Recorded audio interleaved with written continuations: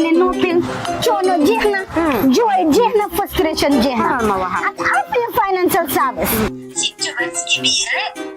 Chono jehna. Dugal sibir, ay sa smile bari. Amulo ben kiw. Ay smile, ay si bumutsik sa sabadi. Kan nagdabaw. Kan ba maharal materay?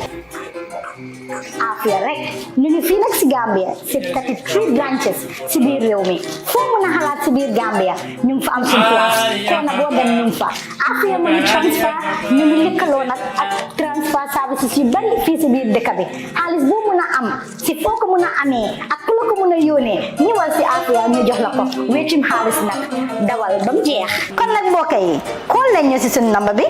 3062870 mbete it 2420381. If you want to receive monies from UK, Europe, USA, Canada, Switzerland, and the rest of the world, Supersonic's money transfer has got you covered. With the largest payout network in the Gambia, you can now receive your monies anywhere you are, from Kartong to Koina, with less hassle. Yes! You can receive monies from your family and friends in UK, Europe, USA, Canada, Switzerland, and the rest of the world with our safe, secure, fast, and convenient service that offers you the largest selection of payout locations in the Gambia. Supersonic's Money Transfer. We are currently in 34 African countries and counting, giving you quality money remittance services that are second to none. Visit the Google Play Store or the Apple Store today to download the Supersonics Money Transfer app and enjoy excellent money transfer services only with Supersonics.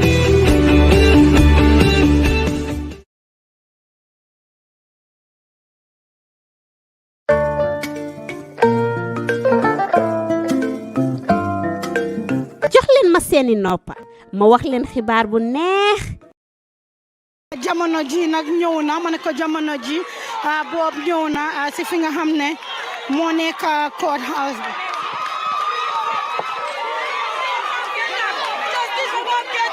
Justice for Bob Keita! Justice for Bob Keita! Justice for Bob Keita! Justice for Bob Keita! Justice for Bob Keita! Justice for Bob Keita! Justice for Bob Keita! Fight down your feet! Fight down! Justice! Science!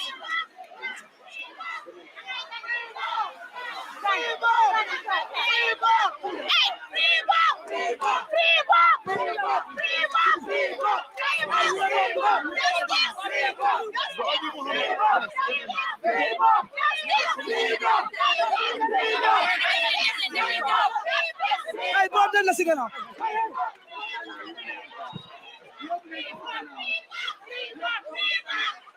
Bunti kana len ko. Skata masara. Free Bob. Free Bob.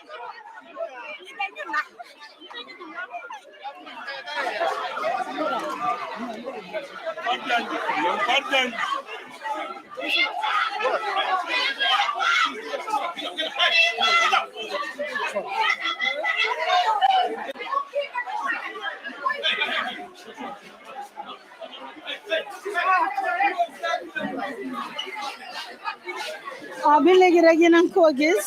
ki nga xam ne mooy Bob Keita different people ñu ngi wax ne fii la nekk ñële ngi wax ne fële la nekk kenn xamut exactly ban place la nekk ba den comme ni ma leen ko waxee yéen a ngi seetaan Gambian Talents TV live and direct.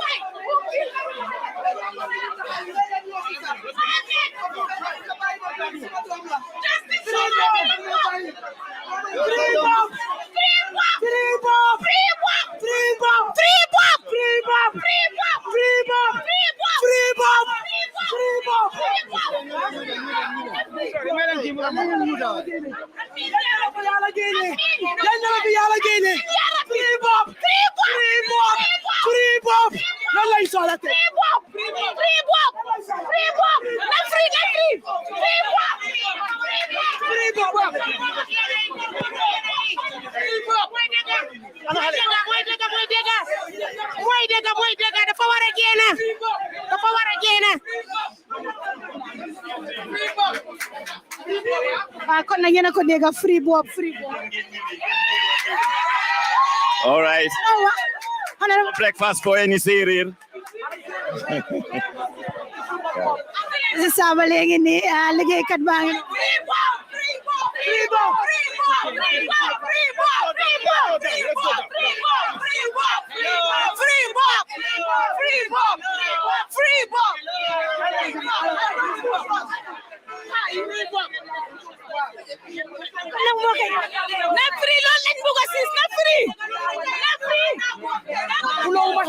I will call for free fair justice. But wallahi duma def dara ñun dañ taxaw pour ñoom seen boppa they are trying to abuse our rights ñun dañ taxaw pour Gambia dañ taxaw pour justice President Adama Barrow President Adama Barrow President Adama Barrow President Adama Barrow President Adama Barrow how this country is going is not okay. It's not okay. It's not okay.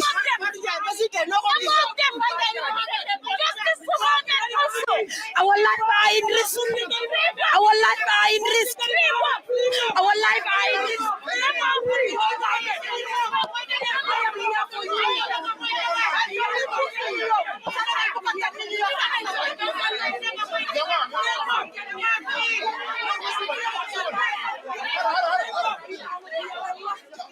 waaw ba léegi rek ngeen gis ko jaañeen bi mu ngi nii nanga maa ngi sant yàlla su ko defee rek nga maanaam nga toon suma caméra gis la tur bi ak yow yaay Amina Diagne Gaye Facebook yaay bopp te Amina tey lan moo la indi fii because yaay la because sister la because jabar la suñ taxawut pour Gambia bi dinañ sanka suñ doom yu góor yi sanka suñ jëkkër yi te loolu la Gambien si di jooy tey moo tax ñu ne freedom for Bob Keita wala kenn du ñibbi tey waaw am nga yaakaar si kees am naa yaakaar si kees bi xaar am naa yaakaar bu baax ci kees bi ndax Gambien si yaay yi yëpp taxaw nañ sisters si yëpp taxaw nañ tey justice la against the state and the people duñ daw duñ dellu gannaaw su boobu ñibbi wu tey kenn du ñibbi both the judges the police and the Gambia government at large yes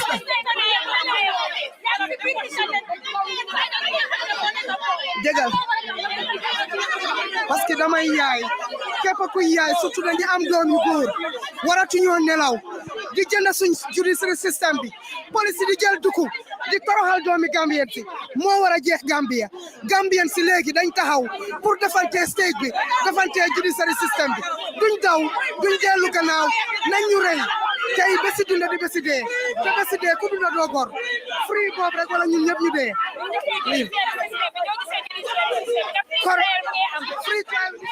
yéen a ko dégg ki nga xam ne moo nekk sécurité bi gars yi ñu ne ñu génn side boobu parce que foofu dafa fees del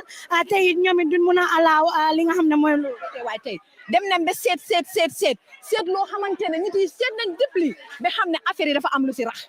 waaye nag tey ñu ngi fii di xaar jooj si pour ñu def seen liggéey waaye balaa loolu rek di delloo nit ñi si ginnaaw ñu xam ne Baby Mohamed tamit tax na nit ñuy teew fii tey innocent boy boo xamante ne la wallahi xale bi dafa innocent boy bi dañ ko rey nit ñi nekkuñ fii pour wax free Bob rek de dañ fi nekk pour wax gaay ne who killed Baby Mohamed who is the killer of Baby Mohamed Baby Mohamed need justice he is innocent why did they kill the boy Joji dañ Baby Mohamed man dinaa way dañ ko rey because Joji dañ la te DNA test la gaay wax within one week ñu rey xale bi because bëgguñ lu leer gaay xam ne lu nekk si ginnaaw kees bi bëgguñ lu leer waaw bëgguñ lu leer de waaw code bi nag tey loo si séntu code bi tey lu ma si séntu mooy ne Bob Keita dañ koy bàyyi Bob Keita dañ koy bàyyi suñ ko bàyyi dañ ko war a bàyyi suñ ko bàyyee dañ ko war a bàyyi because nit ñi àdduna bi yëpp gis nañ évidence bi yow mi maa lekk sax gis nga nataal ñëpp xam nañ gis nañ évidence yi so évidence yooyu noonu rek wane na ne Bob Keita jurul xale bi fii soo demee nga gis maire bu toog sa maire nga la ko nit ay kii kala de nuru mu woon la kum de nuru kon donc Bob Keita should be free whether they free him or not he is supposed to be free yes yaay yi sonn nañ ci suñ doom yu góor yi yaay yi sonn nañ ci suñ xale yu jigéen yi Gambia is now or never dañoo taxaw yëfi Bob Keita ida mu ñibbi tey wala tey code bi kenn du ñibbi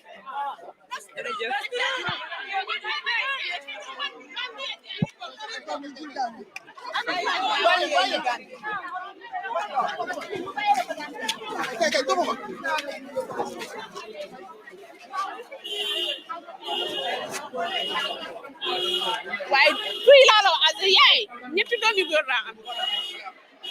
waaye lii this is not justice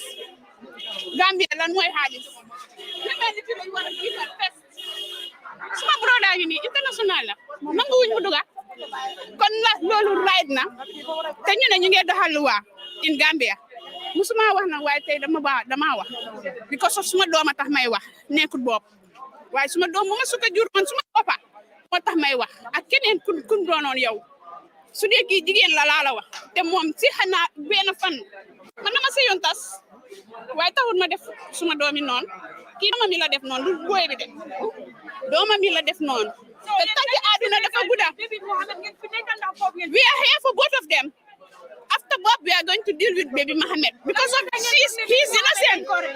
baby Mohammed I cannot say whether dañ ko rey wala reyuñ ko parce que man yàlla moo ma tiim du doomi aadama nit ku nekk sooy wax dangaa wax sa diggante ak yàlla weda booba def wala boobu defut story su ñoo dégga te nekkut benn story nekkut ñaari story kon moo laa wan ne la lii digga nekku fa te kenn nit rek a nekk di wax déglooguñ Bob ndax loolu fiyaana fiyaaw te Bob yàlla moo ko tiim lu mu la wax rek ne la yàlla kon kooku moo leen gën a gëm yàlla ñoom de ñi matériel lañ jiital ak xaalis waaye ñi yal na leen yàlla àttee Bob waa kon nag jërëjëf bu ko defee rek science ni ma koy waxee rek saa su ne nen dem xool ñi nga xam ne ñoom ñoo ñëw si li nga xam ne moo nekk case bi di ko seet saa su ne ñu gis ki nga xam ne moo nekk Fatou Jagne mi nga xam ne mu ngi wax bay jooy Fatou tey gis neen la and da nga dem to another level Fatou ngay jooy lan moo xew duma ko uyu lu xew ñëpp xam nañ ko loo gis mu tax rek am na lu tax a tax loolu moo tax mu tax I repeat loo gis mu tax am na lu tax a tax loolu moo tax mu tax man kenn bu ma laaj lan moo xew lu xew ñëpp xam nañ ko not only Gambia de but the entire wide world xam nañ lu xew. Fatou am nga yaakaar si kees bi. am naa yaakaar xam nga lu tax ma ne am naa yaakaar du si jooj bi de te du si state bi si yàlla am naa yaakaar si yàlla te incha allahu rabbi kii dina génn waaw because you know why dama bëgg a Gambia yëpp ñu xam waaye man ma taxaw bëgguma ay ñuy wane waay activiste yi ne ñu ngi nii dama bëgg a Gambia ñu xam ne whoever mu nekk si biir case bi mu bokk si case bi mu bokk si problème bi right am la pour mu bokk képp koo xam ne waxut nañ ko bàyyi am na right am ne du wax waaye xam nga fu ñoom yëpp amutee right muy activiste muy feminist muy human right fighter defender whatever so call you call yourself you have all right and not right by force after the death of this kid after the death of this innocent kid Mohammed war naa tax ñëpp jóg if you are an activist a feminist or a human right fighter defender or whatever and you did not stood up taxawuloo si lii ne Mohammed xale bu innocent bi dee bum dee according to ñoom lu ñu wax man I don't trust it ne dafa dee noonu rek man I don't trust it man Fatou Jagne waaye su fekkee activiste nga féministe nga human right fighter nga li Fatou Jagne di oote boppam yow loolu nga te danga ko gëm wallahi ñàkk a taxaw si keesi Mohammed yow you are not an activist you are not a feminist man maa ko oote you are not a human right fighter yow Fatou Samba man dama taxaw xam nga lu tax ma taxaw dama taxaw si lii not because Bob is rape or raped not because ne dafa rape war a raped ñëw leen wax rek ngeen bëgg tey ngeen dégg daal kaay leen ñëw leen xanaa ma uyu lii ba pare waa duma jooy Gambia gis ma again I repeat Fat Samba, whoever call yourself an activist, a feminist, a human rights fighter, wallahi, and you did not stood up for Mohammed, you are not. Remove yourself from being an activist, a feminist, or a human rights fighter. Your name? Right? Kuko kusi taxawut waxuma affaire Bob dafa réeb affaire dañ ko is unjust, like dañ ko justice bi taxawut nu wara taxawé. You have all right not to talk about it. That's your fundamental human right. Why xam nga lu nekkul sa human right by force as an activist, feminist and human right fighter. Mohammed lum dee te su fekkee ne dafa dee lay wax te su fekkee ne dafa dee war nañ ñu ko wax te any activist war na see taxaw. Man dama taxaw not because of Bob dafa réeb wala réebu de. Man dama taxawuma because of Bob dafa réeb wala réebut. Man dama taxaw because the injustice they are playing on him. For how many years one case cannot be solved? Munuñoo dem hey Bob su réebee sax case bi nañ ko taxaw for 3 or 6 months. Bob mu dem tida lu mu waroon a tida. You know what? You know why ñun ñëpp ñu génna? The entire country is traumatized by these 2 years boo xam ne there is no justice. For 30-something times you are adjoining the case. Hey, what human right moo wax loolu? Ban law moo wax loolu? Ban loi moo binda loolu? Fan lañ ko bindee na wat man waa ko wane waxut dëgga. Dama taxaw because that injustice. Dama taxaw because xale bu dee bi question like this question should be answered, and it should be answered, and it will be answered, and inshallah rabbi dinañ ko answer by the May family. The May family will tell us what happened to baby Mohammed, and the judge, whatever so-called lawyer or whatever, will tell us why the injustice on this young guy. Su fekkee nag dañ ko su nekkee he is found guilty. Su nekkee he is found guilty. Waroon nañ ko def lu nekk bu yàgga. Why? Because of the way the system is. The judiciary system is. Judiciary bi nu mel. Wallahi nu mel is not fair. And whoever is in here today, being a journalist, an activist, a feminist, a community, any individual, wallahi know that you are not doing it for Bob. You are not doing it for Bob. You are doing it for yourself and for your future ak sa future doomi. Tey ñun taxawaluñ Bob rek de dañoo taxawal doomi Seynabou Mbye si boppam. Wallahi heetuñ ko.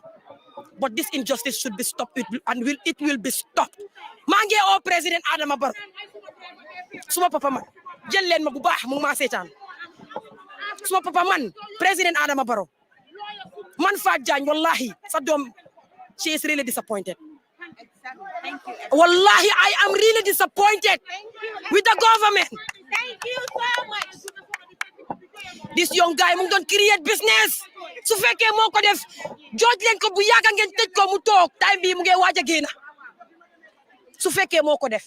We are fighting for those people. Lii won nañu ne am nañu fa nekk ñoo xam ne they are innocent, that my truth. Yeah, for sure. And it's unjust.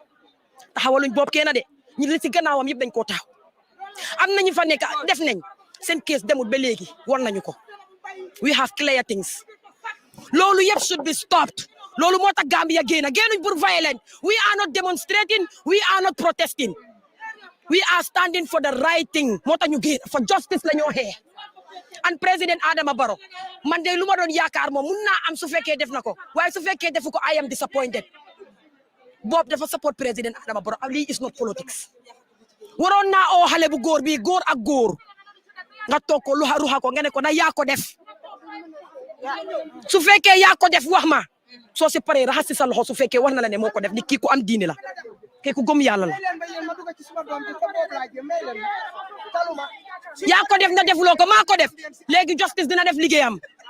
Defuloo ko ñu taxaw seet naka la ñoo def pour am proof ne digga ne defuloo ko. Lu ñu gën a naxari sax lu si gën a métti mooy xale bi juddu na ba am ñaari at ana bulot test man maa gëmut bulot man maa gëmut any luñ fi wax tey ne he is found guilty te bëgguma benn Gambien gëm ko. Deret boobu ñu xamuñ deret bi dereti lan la mun naa nekkati di seen dereti Bob maa ko wax. Mun naa nekk di seen dereti Bob tey suñ ko fi found guilty rek man Fatou Jagne maa leen ko wax du dëgg. Jërë ngeen jëf yal na yàlla def jaam.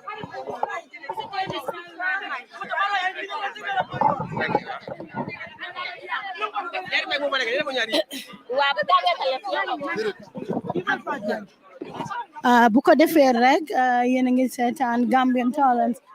TV mu ne ko yéen a ngi seetaan Gambian Talents TV saa su ne muy nekk loo xam ne nag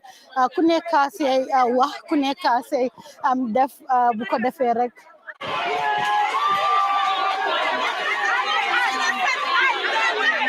keneen koo xam ne moo nekk di ñëw waaye yéen a ko gis sécurité bi mu ngi tight ñu ti tamit ñu ngi tight waaye xamul exactly kan moo nekk di ñëw ma ne ko xamul exactly kan moo nekk di ñëw waaye ñu xool rek ma ne ko ñu xool ma ne ko ñu xool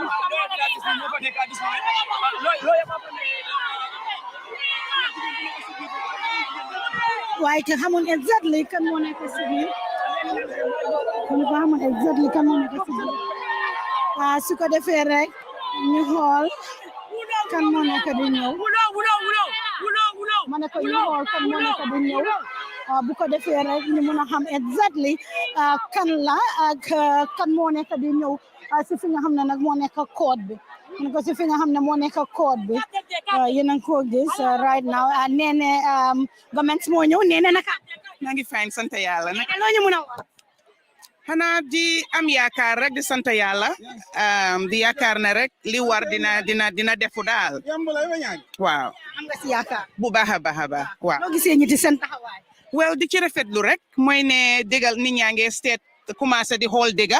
nit ñaa ngi commencé di gis dégga di ci jéem a taxaw loolu rek la jërëjëf yéen a ngi dégg free Bob rek na nekk di dégg but xamul exactly kan moo nekk di ñëw this current minute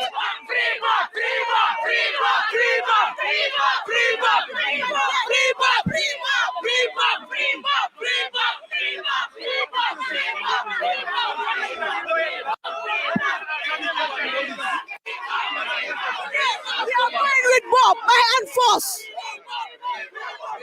Free Bob! Free Bob! Free Bob! Free Bob! Free Bob!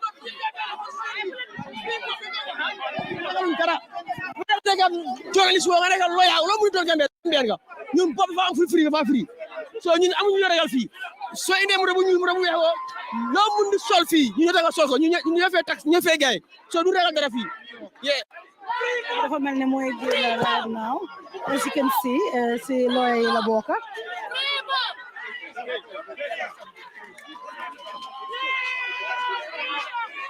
lawyer si ñoo nekk di wàcca ni jamono ji ngeen a gis ni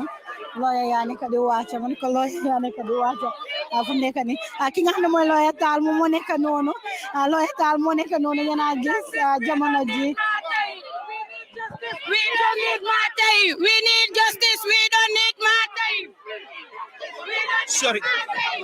Yo after them la wara jël ci pet ma yo duñ wax fi after la ñewa merena la belle first lady merena la kay wax ñu loo mën a wax ci keesi Bob bi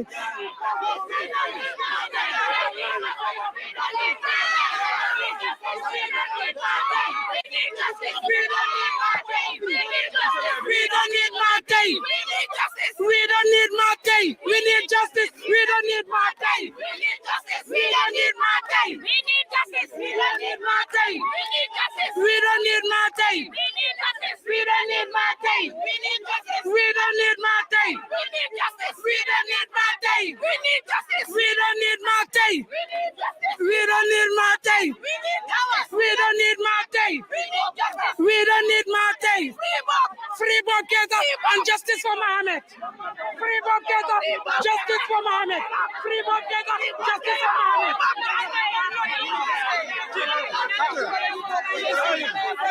Money, what can you tell us about, sir? Please, what can you tell us about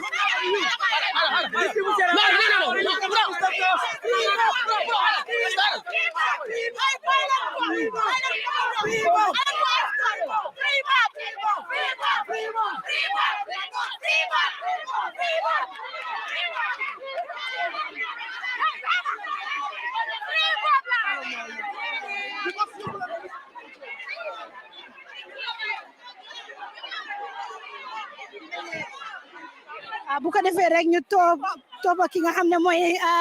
Hadi Lopi borom diaspora moom ñu gis ko fi asalaamaaleykum na nga def ak sa tur asalaamaaleykum wa rahmatulahi man may Hadijatu Lopi li ma fi isi tey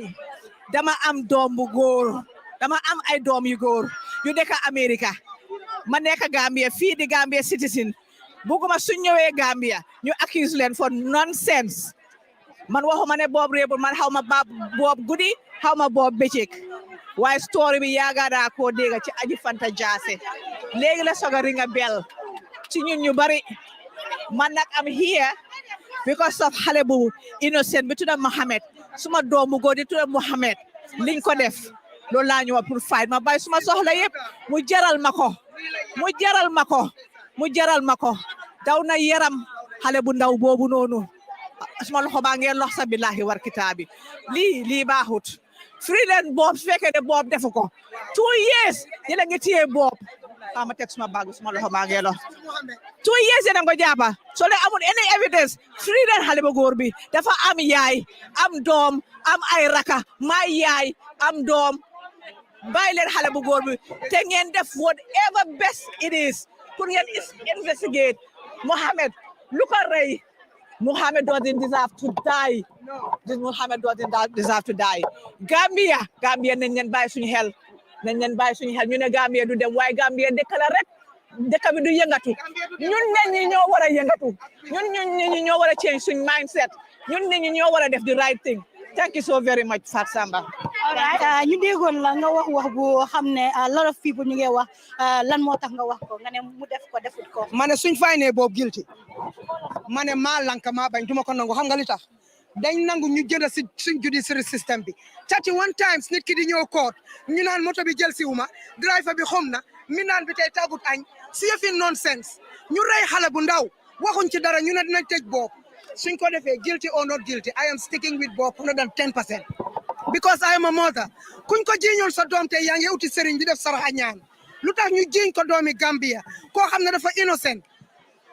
ñu naan dëgga laam du dëgga soo demee ba fekk yaay Bob fi mu toog yaramam bi yëpp dafa simeeku barki démb laa fa dem mun naa waat ci rest of doomam yi ne Bob du def lu mel nii mu yóbbu ma ci néeg boo xamante ni Bob moo ko sampal Sainabou Mbye 3 bedrooms 3 toilets Sainabou Mbye tey la toog parce que xeesal na TikTok jox ko importance waaye Sainabou moo raw Adji Sarr Sénégal Adji Sarr bi mu jógee 14 xale ñoo dee Sainabou bi mu jógee doomam la rey Gambien si toog naan ay féministe ay doomi xaraam ay xam nga lan la man bokkuma ci nonsense naxari deret moo tax bugguma kabudu bugguma bokk ci benn groupe man ama one man team fu truth bi nekk falaa nekk fu dëgg bi nekk falaa nekk doma yeeg samba boy yi ne dinañ rey Bob kon tey ñii dee dinañ bari Bob ñibbi Latrikunda wala ñun ñëpp ñu tëj ñu ci policiel bi police sax duñ ñibbi xam nga police Gambia duñ dem xeex mun a luñ Gambia dara xam nga luñ mun sonal taxi driver si ak ñu dugg leen ñu arrêté seen doomi réew loolu lañ mun suñ judiciaire système bi nekkaa yow nekkaa sa mag jënd sa koot loolu lañ mun suñ government bi toog di seetaan duñ yàppa duñ jën ñun daal ñu ngi nii rek ñun Gambia développement Gambia du mun a am parce que dëgg amut soo soxlee dëgg imam yi miwut pastor si miwut faada si miwut kilifa diina yee aada yi kenn du wax waaye su dara desul lu jox nañ leen enveloppe ñu jóg taxaw di gërëmaate ana yàlla su fekkee ne yàlla mu ne li gën a bon ci kaw suuf mooy fen léegi ñëpp fenkat lañ because of di dalasi yal nañu yàlla musal si réew moo xam ne dañ jiital di dalasi rather than dëgg yal na yàlla suturaal suñ doom yu góor yi yal na yàlla sàmm suñ doom yu góor yi parce que am na time boo xam ne dina jot fii Gambia xale yu góor yi duñ takkaat jabar ndax caga ju ndaw ji yëpp dañoo cagatu ba mu neex leen nga am beneen jànq ñu ne réeb nga takka jabar bàyyi ko mu ne danga ko dóor lii yëpp a ngi nekk ay sos biir Gambia dañ bëgg a justice pour Bob bëgg a justice pour Baby Mohamed soo ko gisee ni mu tëddee di wiccaxu kuy yaay kuy doomi aadama rek laa wax sa yaram war naa daw si xale bi ni moo fippoo ñuy forcé di jël direct musuma xam ne Gambia dafa am ay magicien ba bi ma gisee ñu try pour jël blood dara si blood génnut all of a sudden 2 pints appear Gambia ñooy doma ñun ñoo bari ay vampires ñoo bari ay fenkat ñoo bari ñu ragalut yàlla ñoo bari ay manka kuuka koko mina yeeg magati caga jeeg I have to foo gisee xale bi wuccaxu si video bi I've watched it xale baa ngi si airport bi one question I have to ask the Mbai family. Suñ ñu mënee recordal from the airport du ñu wane di play standards like is a program in UK du ñu wanal drama ne ñoom they can charter a flight lu tax xale bi si moto bi mu xamee vidéo wuñ ko lu tax salon bi ñu teral xale bi dem jekkali seen party bi lu tax record wuñ ko lu tax xale bi xam ñu bàyyi ko fa dem jekkali 30th birthday xam nga lan la yabaata bi lañoo bañ dafa doy affaire kuma am ndey ak kuma amul ndey lañ sonna looloo fi jeex Bob Keita dina ñibbi tey wala muy joojis muy police nañ extend sel si tey dina fees kon nag mbokk yi ñu jekkali li nga xam ne mooy liggéey bi ma ne ko ñu jekkali li nga xam ne mooy sun liggéey bi saa su ne su ko defee rek ñu def li nga xam ne moo nekk dem feneen waxtaan ak ñeneen laajte leen lan moo nekk ñoom it seen xalaat si case bi bu ko defee rek ñu ñëw si broda bi naka nga def jaama rek yaa ngi fine maa ngi fine waaw loo ñu mën a wax si case bi fa jeex waaw ñun suñu àtteewul sax yàlla àtte na pare waaw ñun suñu àtteewul yàlla àtte na pare because soo se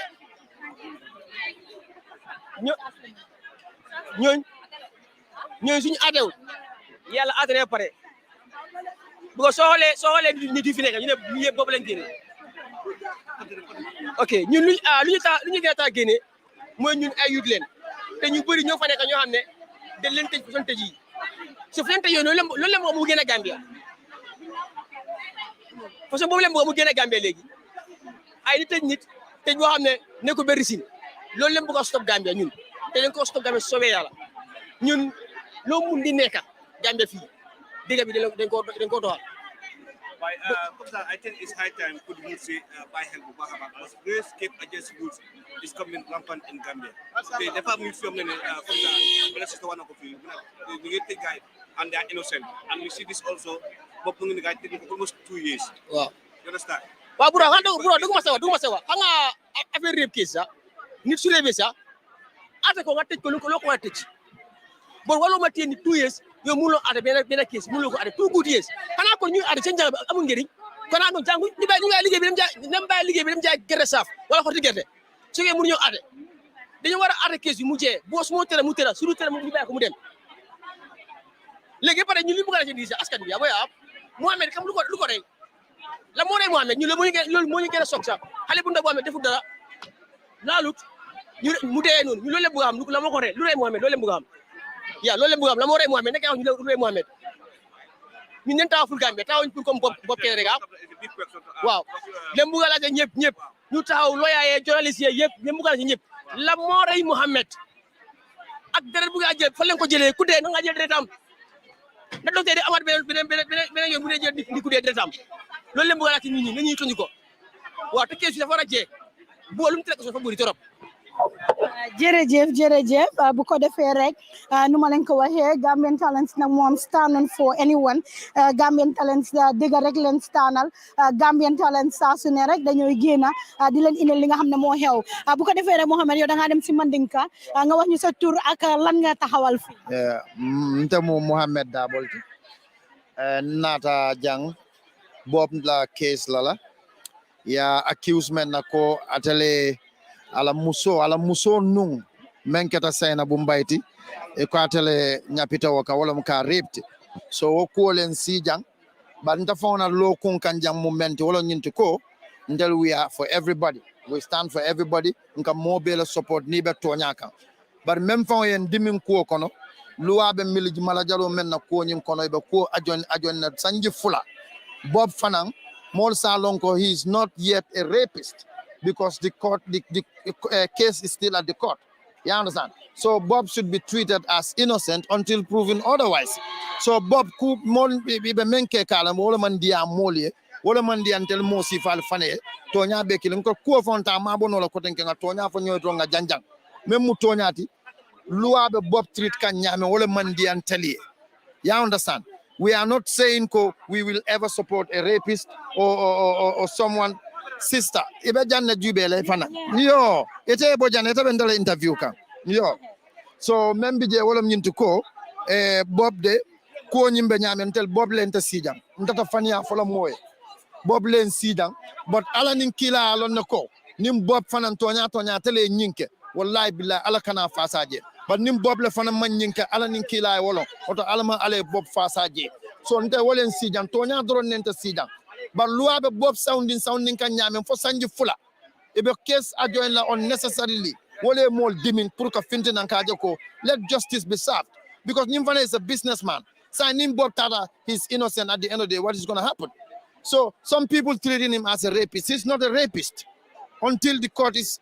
court approved Bob is a rapist with evidence beyond all reasonable doubt you understand so wole until come father I'm coming lafta come Bob Bula no we are not saying free Bob like I said on Fatu Network we are not saying Bob is innocent but the way he's been treated that is what hurt us wole en kamfa wole more dimming you understand wole more be ye momo je jambi abejang ama fa comme Bob aya kela make momo fo ala dron ne olon bar memol kamfa ka ko muta fo sanji fula ibe wandi di ibe ajoin na jojo manna aman taxi lo soto jojo manna iko samala keta wo kusi fal wala man nyankela wolle mol kamfa lolu mota ñu mel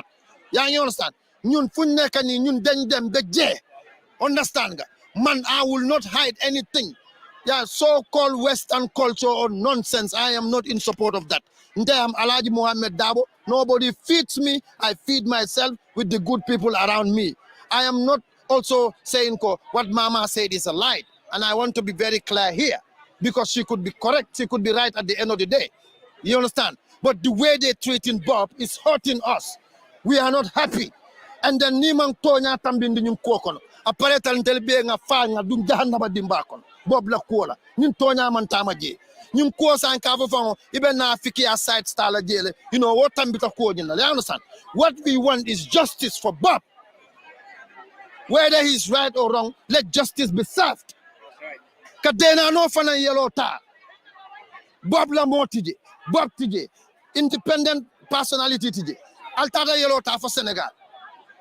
wallahi fayata Gambia janaba itelle olo huh what kind of nonsense is this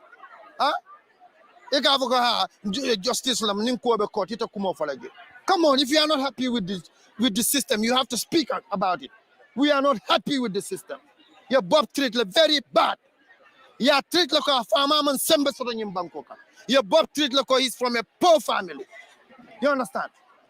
barons of incompetent intellectual charlatans running the day of our daily activities of our people that is what we want to stop we will never support a rapist we will never support rape because even me even if you are my son or my father in fact if you rape and then it's proven that you are the person responsible I will be the first person to escort you to mile 2 I will never support a rapist but I'll also not support for somebody who is just been accused of rape you are treating the person bad as if he doesn't have a life to live that is what hurt us you understand only God knows the truth only God can say this is what happened you understand and then we will not defend Bob if Bob is even guilty of this crime that is the time people will know we are people of truth but if he's innocent too we are ready to take this matter to another level from pour ya ngatandi molako alkan don sento men ka sama molka nyim banko hey mbele denta jam to nya ay sabati you understand so kari rape la nga ko na to nya londi evidence all proof ko yes to nya ketal wala na manke you strike the case out why would you waste somebody's time a young boy his Bob is not even 30 ntala si ada Bob I am older than Bob we moved together Kabirin Sierra Leone for our mothers together our fathers together but the way Bob is being treated every funding ke be nyanta Kenya la Bob la ngin kotol alinga hakilo to sunkutol to Gambia musol alinga hakilo tweeto baba back and now they are very capable these young girls at Senegambia ndakatar jelo luolu be tingom nyimo la je nyil garawta bakele nyin sunkutin new slay queen sol they are very dangerous people have to be very careful of them they are very manipulative Gambians women nowadays for everyone but I'm saying the lot are very dangerous they are not like our mothers ndel bali hormone mbunya sotole ika malule hani maluko la te ka tambindi dumal ko be sabatanya bar ñin so-called young girls from the university man fellow man kuding man dunia fongolong hani tabiro mano hani la platform ibuka fali no anya nga tonya fo nyoy wala kane fonke mol ya champion ti jan social media ibe fal nani le be bal nani la they think that is awareness. Modern day poverty. We've never been to college, we've never been to university, but what we know is above even a PhD holder. You understand? Just look at the horrendous nature of which the child is being passed on. The Nanoni is very substantial in this case. A father Nyamen very recklessly. But even the state is not talking about it. Even the state is not talking about the loss of an innocent child. You lock somebody in a car. Come you Sadio, you lo soronje.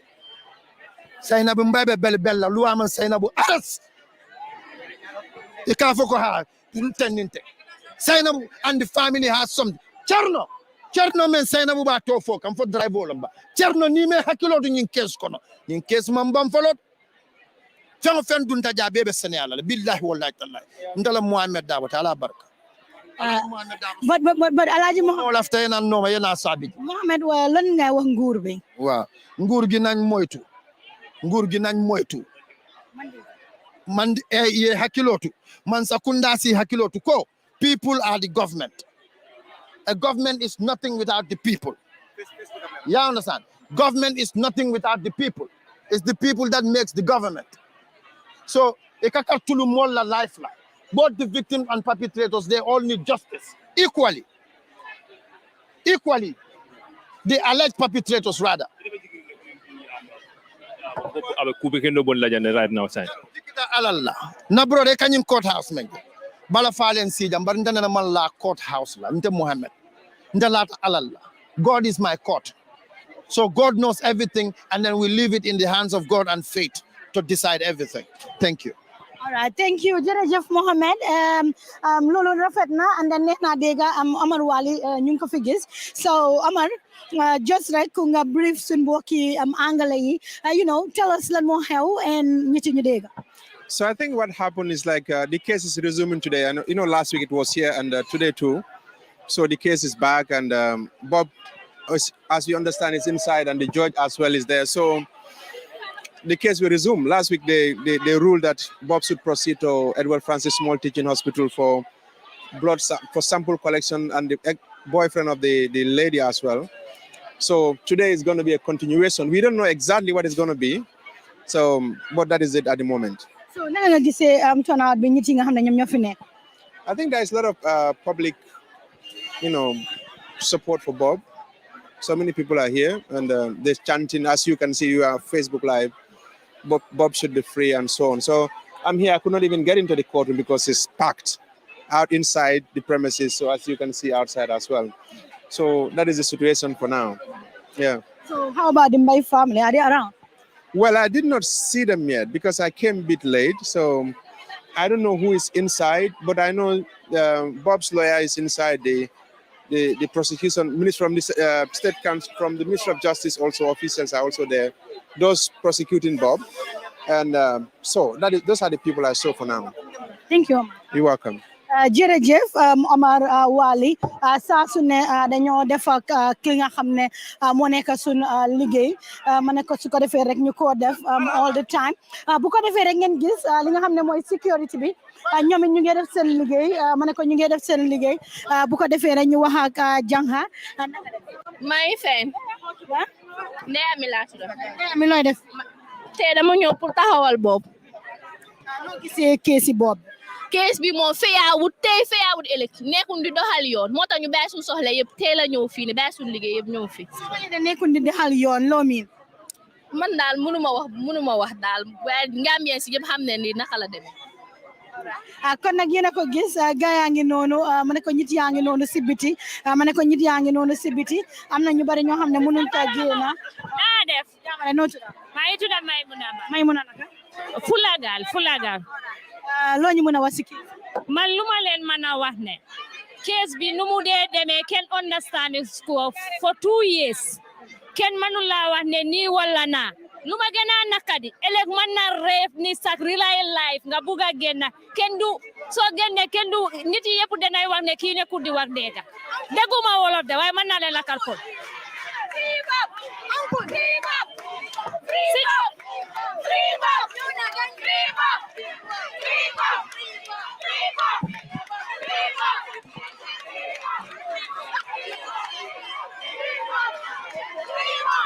ko si biti moo nekk noonu man ko mera ba nekk noonu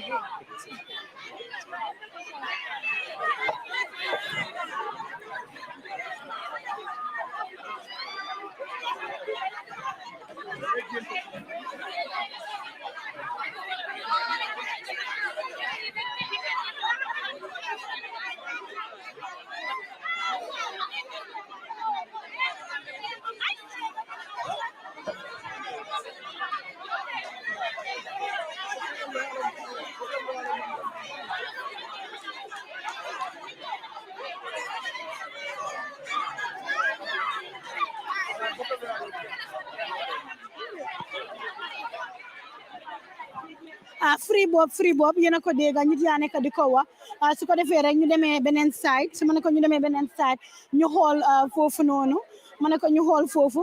different people nit yu bari tamit ñu ngi ñëw di ñëw ma ne ko ñu bari ñu ngi ñëw ma ne ko ñu bari ñu ngi ñëw na nga def na nga def ye jam demal man dinka noo gisee case bi naka nga tudda ak noo gisee case nte tomu wa baroleti jambanjeli mbota wala to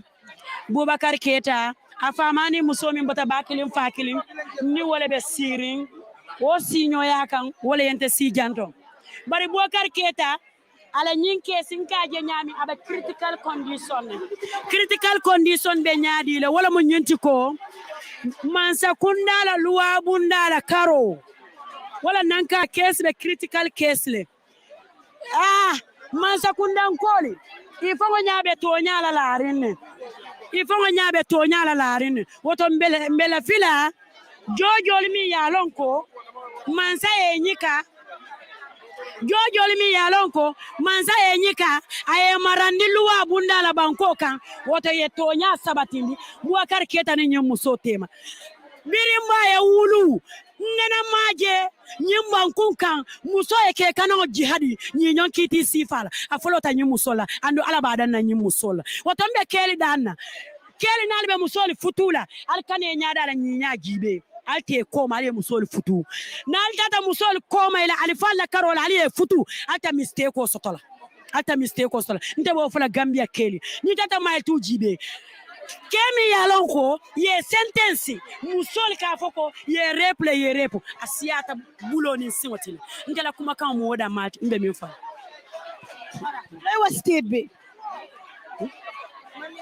Laiwa state be man kan ko tamoy man diga kan on tanga wala mo nyimu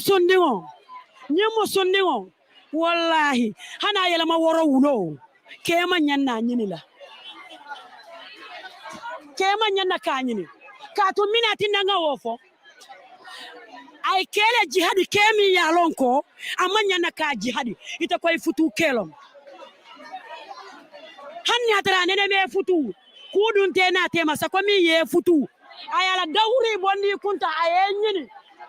ni kuya nata ita muso nyantalo na kuya natal bari ma nyanna jarabi nyala mi yalonko fo duniya be yafo nyum muso yi wola nyin kekan ha justice safla ko min go ita mera ko min code be justice safla jalate bi ebe jigiri ne ko min woldo ni ajibe luwa manke motat bari Gambia luwa be tembeda min to saya ba kolayari mbakele Gambia luwa abe tembeda min to abe kolayari mbakele because ni ajibe say jojo doli bije ika kiti etei makoy rokanne ika kiti etei makoy rokanne tonya inyanta kiti etei la makoy rokanne bari inyanta tonya fanani la jele ha Boubacar Keita la ko mbala falet sanji fula no be liberty mine kono yala nyanto tinya ba kele yala nyanto tinya le yala nyanto sisle abaraka ba ke man ko abaraka ba ke Boptaan nañ ko yóbbu kiram gi bi leen butal fu ma awee ni foofu la duggee nañ ñeena dem fii ñeena nekk fii nañ may moto bi mu dugg waaw jaañ naar maa ngi nii Seynabou xaw ma sax gisuma ko but bëgguma gis Seynabou sax Seynabou waxam bu leen ma ko wax waaw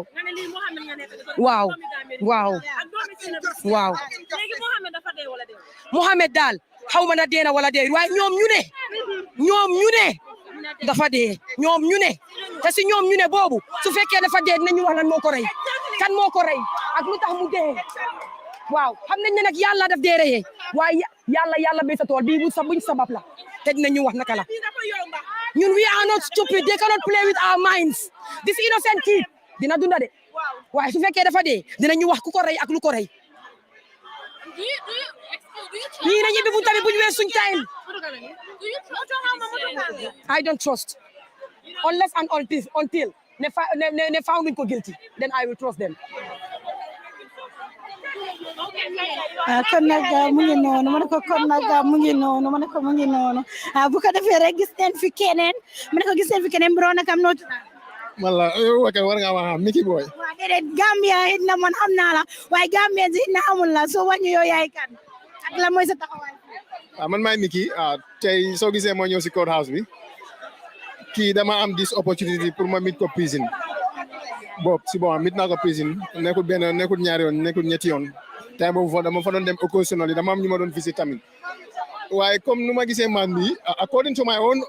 view la wax di suma own gis-gis man bi he looks so innocent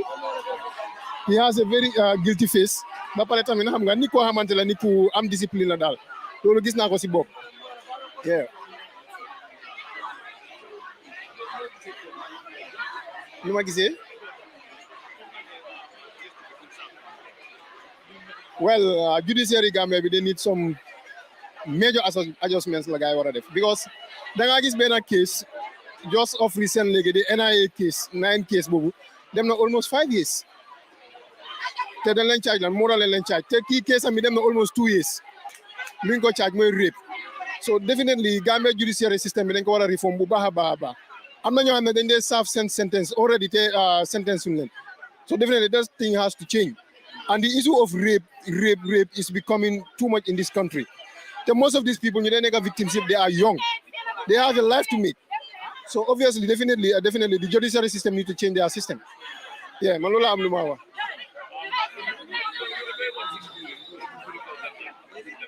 Gambia nañ guri Gambia nañ di investigate thoroughly before you bring issues to court such cases because this is very sensitive tell you have different political parties in this courthouse here different affiliation different kind of people different ethnic groups normally when this issue is an interest to the Gambians and all of them here are present to show solidarity to Bob so definitely justice must be seen done and it must be done no to that man may tudd Abdoulaye Konate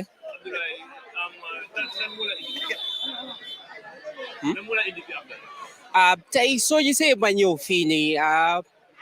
kooti kiisi suma cousin ba ma fay indi because Bob suma cousin la ya so dinaa la am yeah Kai ñu ne Sainabou Mbye moo just ñëw right now as you can see na dëgga la ndalu dëgga xamaguñ si much so nen dem ñu xool exactly lan moo nekk di go on si fi nga xam ne mooy si gannaaw liggéey bi nag ma ne ko du yomba yéen a ngi seetaan Gambian Talents TV ñu indi leen ko live and direct ngeen gis ni mu xewe ak lan moo nekk di xew right now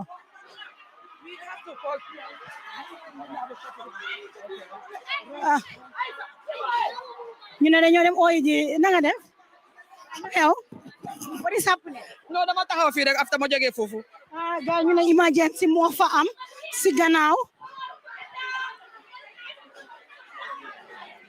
ñu ne emergency moo fa am ndax dëgg la ndax du dëgg xamul ma ne ko na dégg la nda du dégg xamul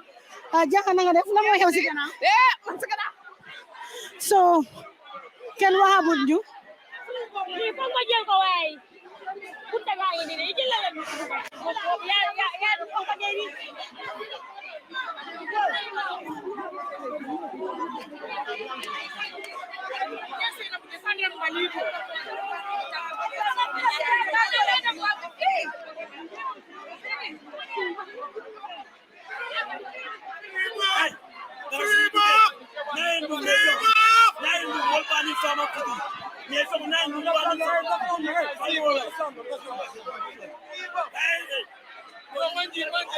na nga def lan moo xew right now ñu ne emergency moo xew xaw ma na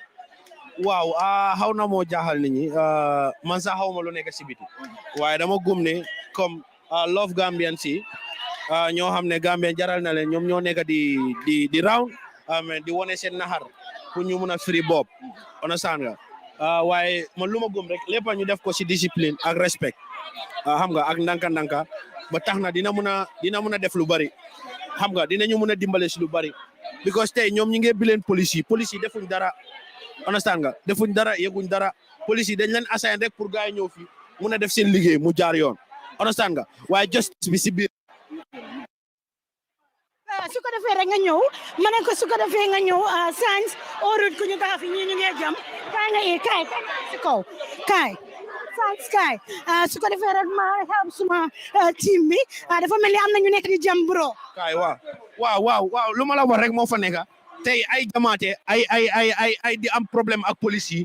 du make sense si man meekut benn sense man lu ma gis ne moom make sense mooy nañ wane suñ naxar si anam bi si respect ak discipline wane ne luñ soxla mooy ñu free Bob xam nga tax na du tax ñu xuloo ñu xeex wala ñu am ngiyoo ngaayoo please man loolu laay wax Gambien yi right now waaw science ok kaay all right so gis ngeen ko Gambien si bari génn si neen am na ñoo xam ne si meen bunta bi la nekk am na ñeneen ñoo xam ne fii la nekk waaw tey soo nee si main bunta bi di nga gis Gambians yu bare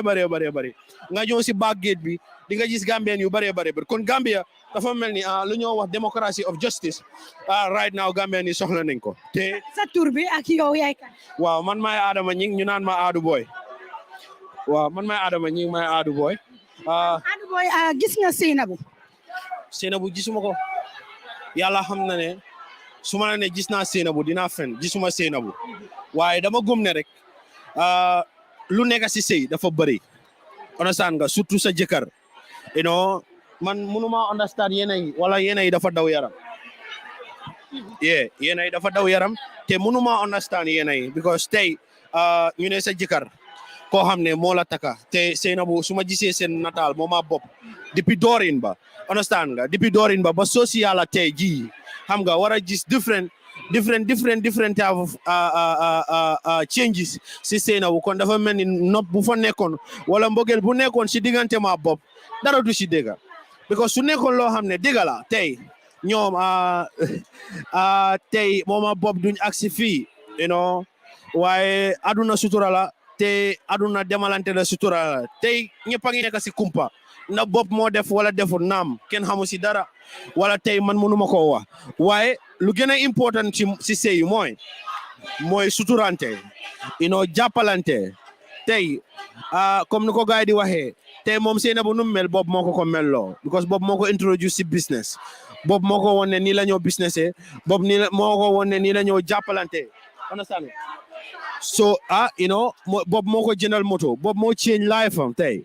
léegi Bob su la defalee lu mel noonu xam nga kooku ak lum la munti def si àdduna foog naa sutura mooy yëpp te comme lu musta am amu fi Bob lum su fekkee moo ko def sax waaye loolu nekku si moom la njëkkee te du mujjee si moom gis nañ fi ñu biiral seeni doom gis nañ fi ñoo xam ne seen système yuñ bokkaan day biiral gis nañ fi ñoo xam ne who is Bob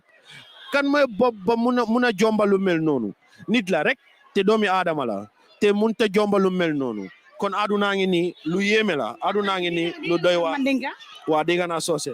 waaw comme ba mu fokar rek man sura kaŋoto Gambianol findinala all largest yela ni ku yatandi Gambian ol fintitale pour que la molji kana Bob ka fo mu ye Bob Keita pour que katanda la ko we need justice katanda la ko Gambia e man sula fenna na manke tonya and injustice ti o ko nata mol Gambian ol fintita ka ñoo makoy pour que Bob makoy pour que Bob katandi Bob la ko Gambian ol we still have love for Bob you know and then Gambian ol je ini nata silo ñatola Gambian ol ba farin je tep anda be mu fondin kelleti Bob mu fondin keldi ni nata silo komala bi bunung bi il faut nga yalo ne fenne bi jang because mo be lafta ya fo ye free ya Bob free mo ba lori ñane ka fo Bob bari mol ñanda mol la fo ka munje mon la faka munje ka tandi la ko you know e ba faka ko ye free dunia mu suturolti bi ni ko futuo e ku jamal ni ko futuo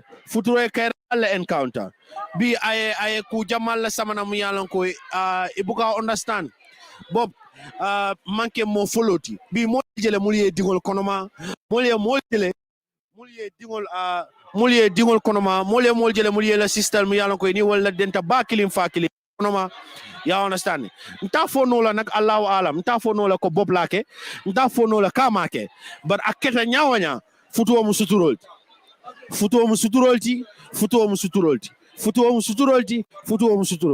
wa entol fonninkel nyamande right now ntol malom fang ma musu jumala futula ntol malom mbita sunkuti nin jumala nomala ete lala mola because ini moko mola e ka deda e ka ke modi e ka deda e faka futa level to bi after change samanang dunia fele Gambia fele right now ni ku ya mum bijang I think President Adama Barrow enyanda ka ko observe bakele I don't know fay nyaba kan fay nyata kan bari mbe danela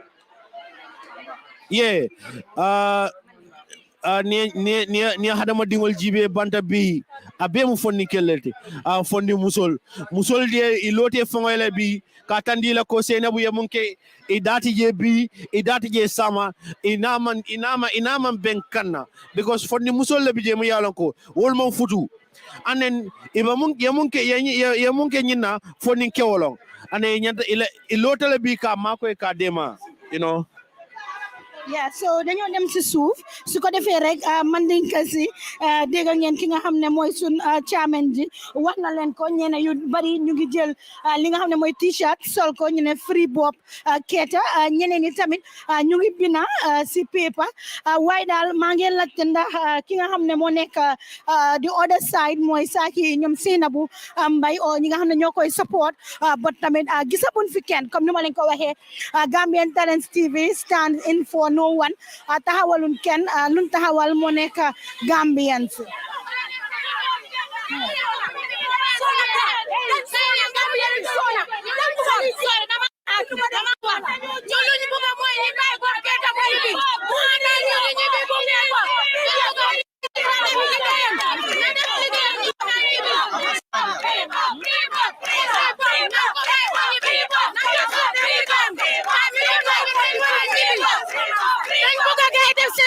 normal ñi bay Bob Keita mu ñibi suñ ko bayle mu ñibi xam nga ni defuñ seen liggéey num ko waree waaye suñ defee seen liggéey num ko waree dinañ ko bàyyi tey mu ñibi soo gisee bëgguñ nit yi ñu duga ñëfi saata lañ nekk di def saata ka du dee bëgga kenn mu gis ko day nëbatu moo tax bëgguñ ñun ñu duga ñu gis gaay luñ nekk di def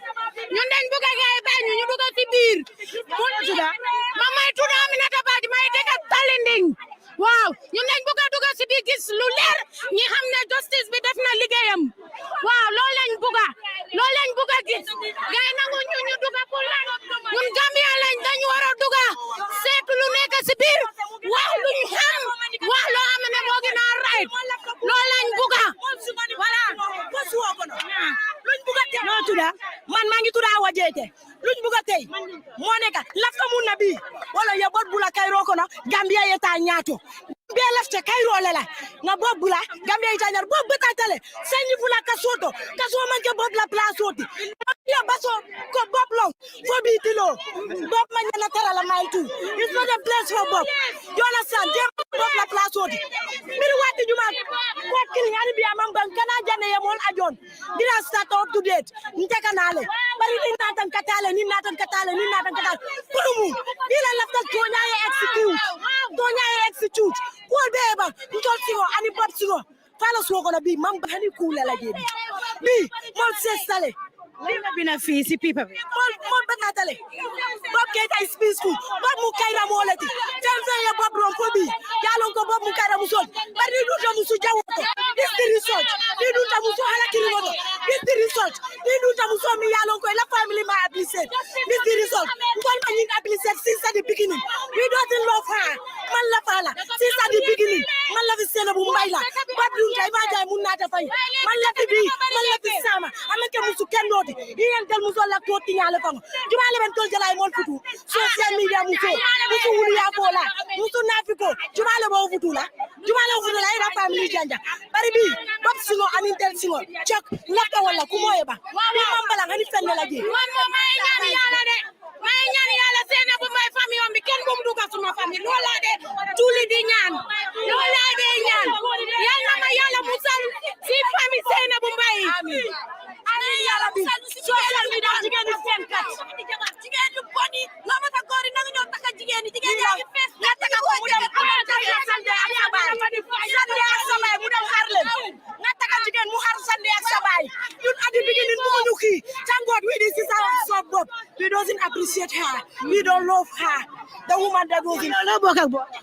luñ bokk ak man system bi la Bob ak suma brother they are tight friends since Access Bank Bob ak Lamine they are tight friends understand nga fofu non la xamé Bob up to date since we do got Senebu we've been cool with it we doesn't love Senebu xamoon naa ne du yaga this the result because jigéen ni social media la foko gis jigéen ni kay leen gis mala du am rek mu display ko yo jaxani du nga jina kegi 75000 do ko yobo sa yaay na ko am dara ko fenti na ko am dara ko fenti kay dega ñaw man Aïssatou Gueye la tuda Aïssatou Gueye la tuda Aïssatou Gueye ñu leen mëna wax moy ne ñu ñëwé Gambians tay so gisé fi tay ñu taxaw fi tay suñu doomi Gambian mo tax té mo nekk Bob Keita nen ko joojal ñu free ko Bob Keita nen ko free lool mo ñu fi indi dara indi wul fi li Bob Keita mo ñu fi indi nen ko jooj ñu free ko mu dem ñibi mu tok kira lool kessa mo ñu fi indi xana dëkk bi léegi amatul loi ñaata ak kees bi mu ta fexé ba jé léegi luñ ko bëgg yob 100 years duñ ko fi xaar ñoo Bob Keita tay ba fu munta té ñoo Bob Keita la tay Bob Keita neñu wax tay lu leer lu mu def ak lu mu defut neñu ko wax tay ñun Gambian ñun den solo loolu lu Bob def ak lu Bob defut ñun solo neen ko xam tay neñu ko ñu ngi leen di déglu ñu ngi leen di aar fi tay jërëjëf mbokk yi bu ko defee rek ñu demee si gannaaw dem xool foofu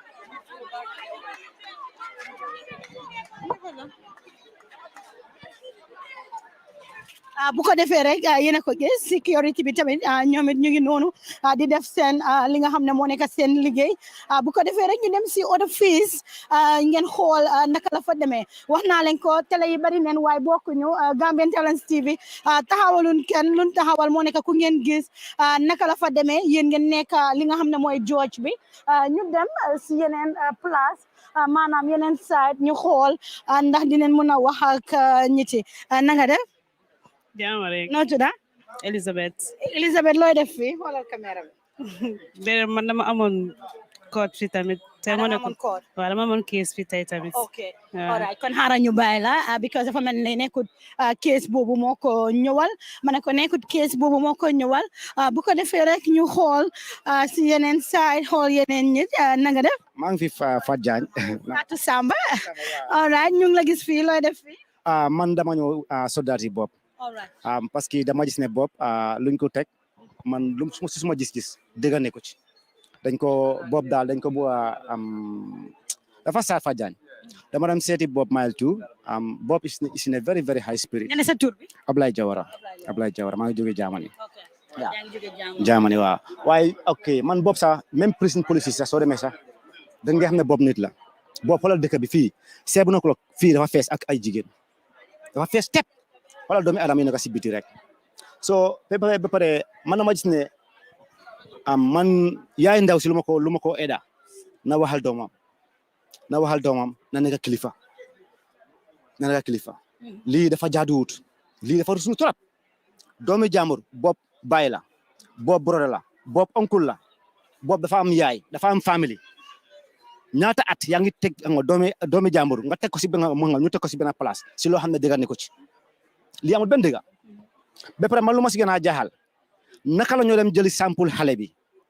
fekk ne bopp saytam xam nga kenn ne ko si kenn fekkee woo ko sample boobu mën nañ ko jël xam nga si doomi bopp yi ñu ne sample bi la lii amul benn dëgg ne ko ci man suma boppam man suma own opinion gisuma si benn dëgg man lu ma si gisee mooy bopp dañ ko boo tëj te bopp fu mu nekk ni Gambien ni pare nañ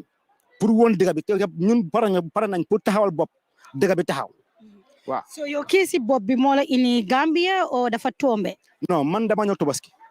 Tobaski so kees bi man bopp dem naa ko seeti mayel tu ñu ne ma teel a kees bi so ma ñëw fekke ko waaw. so yow naka nga gisee li nga xam ne moo nekk di jot a xew am nga yaakaar ne bopp dinañ ko bàyyi tey ndax naka la faa demee. man am naa yaakaar ne fu mu nekk nii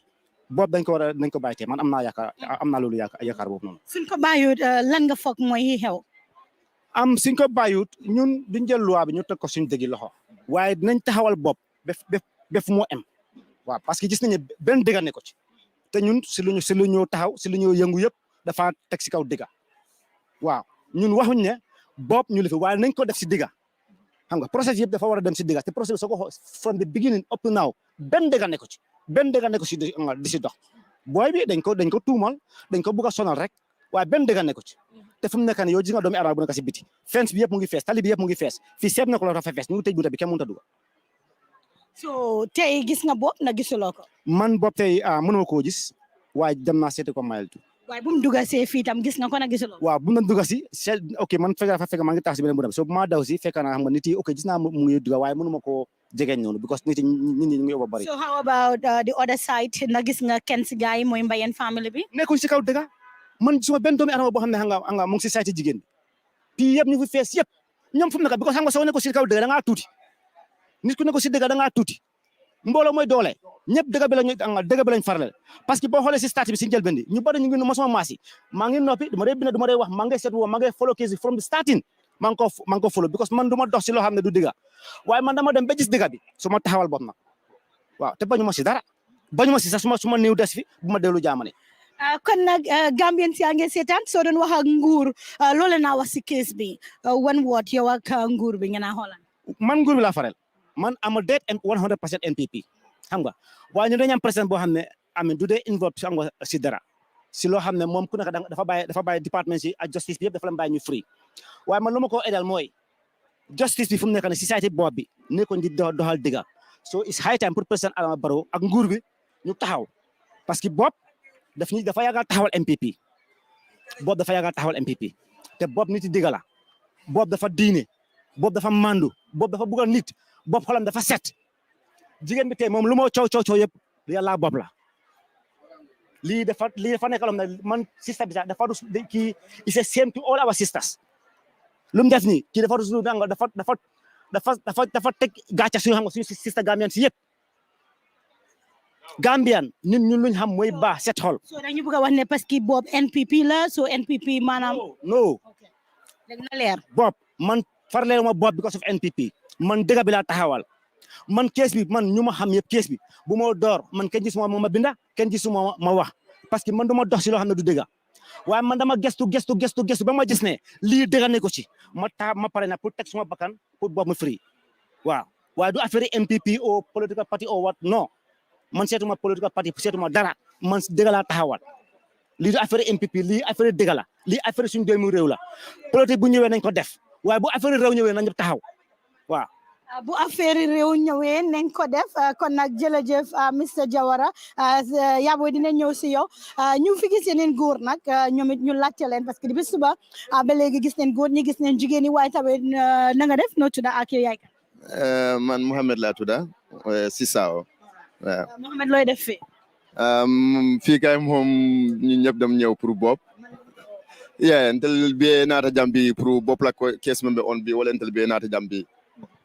bobu mun tawe do malati nabuda sate kilinne barne anata ken do ma mem fanante anata ken kafunyo la fanante dafa mel ni ñu ngi gis Serigne Chapacholi su ko defee ñu nuyu ko Serigne. I'm sorry now. Gis ngeen ko saa su ne Gambian Talents suñ ko laalee rek moo especially man mi ne no I'm sorry I can talk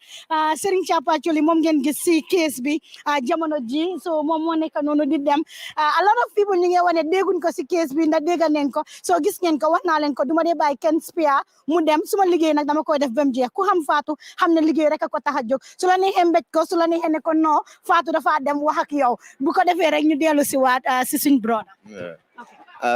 comme ka fanya men doron tel benata jambi pour bop la kes ni la akata kuti mi alan ka foko ay mo bela sula andu ay gambe bela sula and also not only bob doron but for the future mi alan ka foko benaka ni ku sifale nyanta dana nyama banko kan wolen tel benata janto bi bop mun de do malati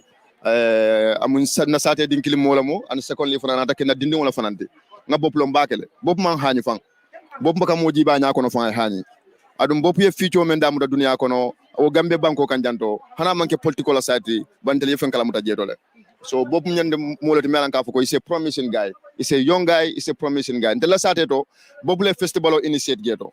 kabira mon npp man so mo meke freng ay a wulta ala fansum kodo bonda fanwaye abe do ko men ke ka fanwaye abe do mandi men soto kan ako ala fanna community kambe ke kilenti katanna sate to political diversion o men bijedo akala fa banna baba na nyaadi le wala mabe politico abe festival o le organize la na sate kono o festival on moma ma ko yala tan lota bela beke anatanta ka explain ni nka mbi ma ko yala ngan ko funyo mangake so dinni membo sila sifa kan ni ngaje bo tora kan nyamente be ado ne nyin code jibe from beginning damuto la ni sainteng ibana ka foko tonya man tatamaka so binatale pour e sakata tonya eta man ila foten kuna banko ka wala sabu nyambi bi so no gisee justice system e Gambia bi am nga si yaakaar na amulo si yaakaar definitely I'm very disappointed till now malong kito nya be laban nya wanyandi ma but ma happy and mantar promise lon ka foko to nya be tamala ni kito ni na ma fana because nyaaji be the whole situation nyaaji ba be ta kan nyamen bobbi number le nyamen e bob muta nyamen from the beginning men bebe tamaka nin kana bulam be tembo mento bi banaka foko to nya mantar tamaka je so ay jikila tande bakele but ni nga jiko soto ko tumodo bije ni nyaay ni crowd ge ni momen bebe banto to janto ni benata nyaaji be 99% be mu boplati to mamira ni bebe tara fan ya fasa kan banko kan so ne mol konti momi daf mo tan konon tan feng mo kemo kono oto men jeto alon ko ni mo tan konon tan feng ol mantar ol ta fan ya fasa la banko kan so manji ko soto jede bar ngamira ko anyanda katamale anyanda katanya ni la fo banko la tenkuna anin future fana mil fana bina kanyin tumir sifala molla pour ka molla karial tina isi hakilo tu jeto kam nyame abaraka jërëjëf macha allah ñu gis fi tamit ay yaay ñoom ñu nekk fi nanga def saan mënuma wax sanil kaddu noo tudda ak yow yaay Amina Mané laa tudda dëkk Kunkujang waaw dama dégg kees bi daal suma yaram daw te jaboot la looloo tax ma ñëw taxawal Bob Keita waaw di ko ñaanal yàlla ko yàlla génne si lim nekk waaw am nga yaakaar si kees bi am naa si yaakaar waaw am naa si yaakaar bu baax a baax a baax tàllal naa suma loxo yi yàlla di ko ñaan tamit yal nañu defal liñ buga da nga xam Bob xaw ma ko da nga xam waajur xaw ma kenn si ñoom waaw jërëjëf kon nag dégg ngeen ko mi ne yaramam moo daw moo taxit bu ñëw fii jamono ji bu ko defee rek dañoo def ni dem rek xool ndax dinañ gis yeneen Gambians yoo xam ne jóg neen taxaw ku kees bi ñu xool naka la fa demee ma ne ko ñu xool naka la fa demee ak ñan ñoo nekk di jóg ñan ñoo nekk di génn ku wax si li nga xam ne moo nekk case bi kon nag nañ génn rek xool si biti ma ne ko nañ génn xool si biti ñu ñëwaat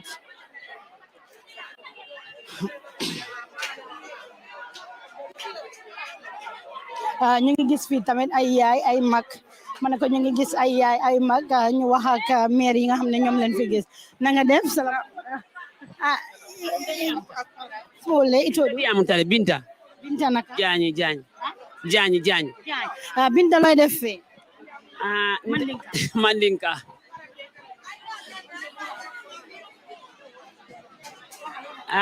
nteli fana binga ala tentu bake barinte diam folo kele de katun na dindingale be ja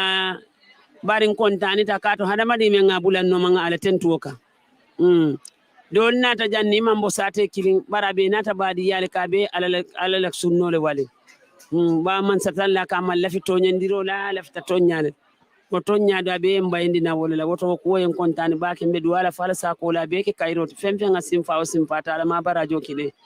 mbe ala sayanoto man sola hino kala fondin sira la kallanke sallallahu alaihi wasallam mbedu wala ala ma ko la kila dinde kayra bat ka ka nyato tati ka ke banko e kayroti kanyin mana ko be bonna banko ka mbedu wala be awa ala baraka han kontanta bake all right so am nga yaakaar si case bi ngaje nyamende alhamdulillah ten to be ndaman so ngala ko la bebe kala kayrolit ka to ngaje nyame ko be ta kan tilin nin to nyalek hade woto on kontananta telefona na karola bake da nga xam Bob sila nganyanta jande sila alhamdulillah ngadi am follow ken hade ngadu wake ngadi am ora abaraka bake assalamu alaikum wa alaikum salam no tuda kanku silla ora loy def fi yo nata janne nata mbadin le wali nata signoli wali kayrola be duwala nyinde membe kala ala ya dam ala ya bondak ala ma kola be kala kayroti ay be jikiri ala be to nya fasala le bi mbo jikola ala dande ala male so am nga yaakaar si case bi njikita bi de to nya be sabat le bi njikita to nya be kala bu ko defee rek ñu def ni seet na dina mën a wax ak maire bi na nga def noo tudd ko tanaman waaw waxal man denka yo mbatel fana ten ndem ay satu ketati buba binki kono tolo monte na fama bakelim fakili bare nga ko menje jambi kontanta bake mbatel fana ten to lambal jayila mbe hadama dingul be ten to lambe jayila katu nga ko menje jambi ayen kontani bake ntel fana mbedu wala ni yede fo ala talla sa kende ala mbe so kayro la je silan ko fem to ala salla sa sono yandi buba mun de yedin din kendelete mani nambarante yalo barbitu ala ko membe kala jon kunna fereta ala fasike barambe du ala fa ala sa mano suma kantanka katani masi ko kalifana na pala sol yire la baraka bake abaraka man ko abaraka bake gisee li nga xam ne mooy keesi Bob Keita man de sant yàlla gërëm naa yàlla ben bari ndike musuma gis expérience bi nite man jigéen la comme morom moom dem nga ba sey góor am nga moom ñaari doom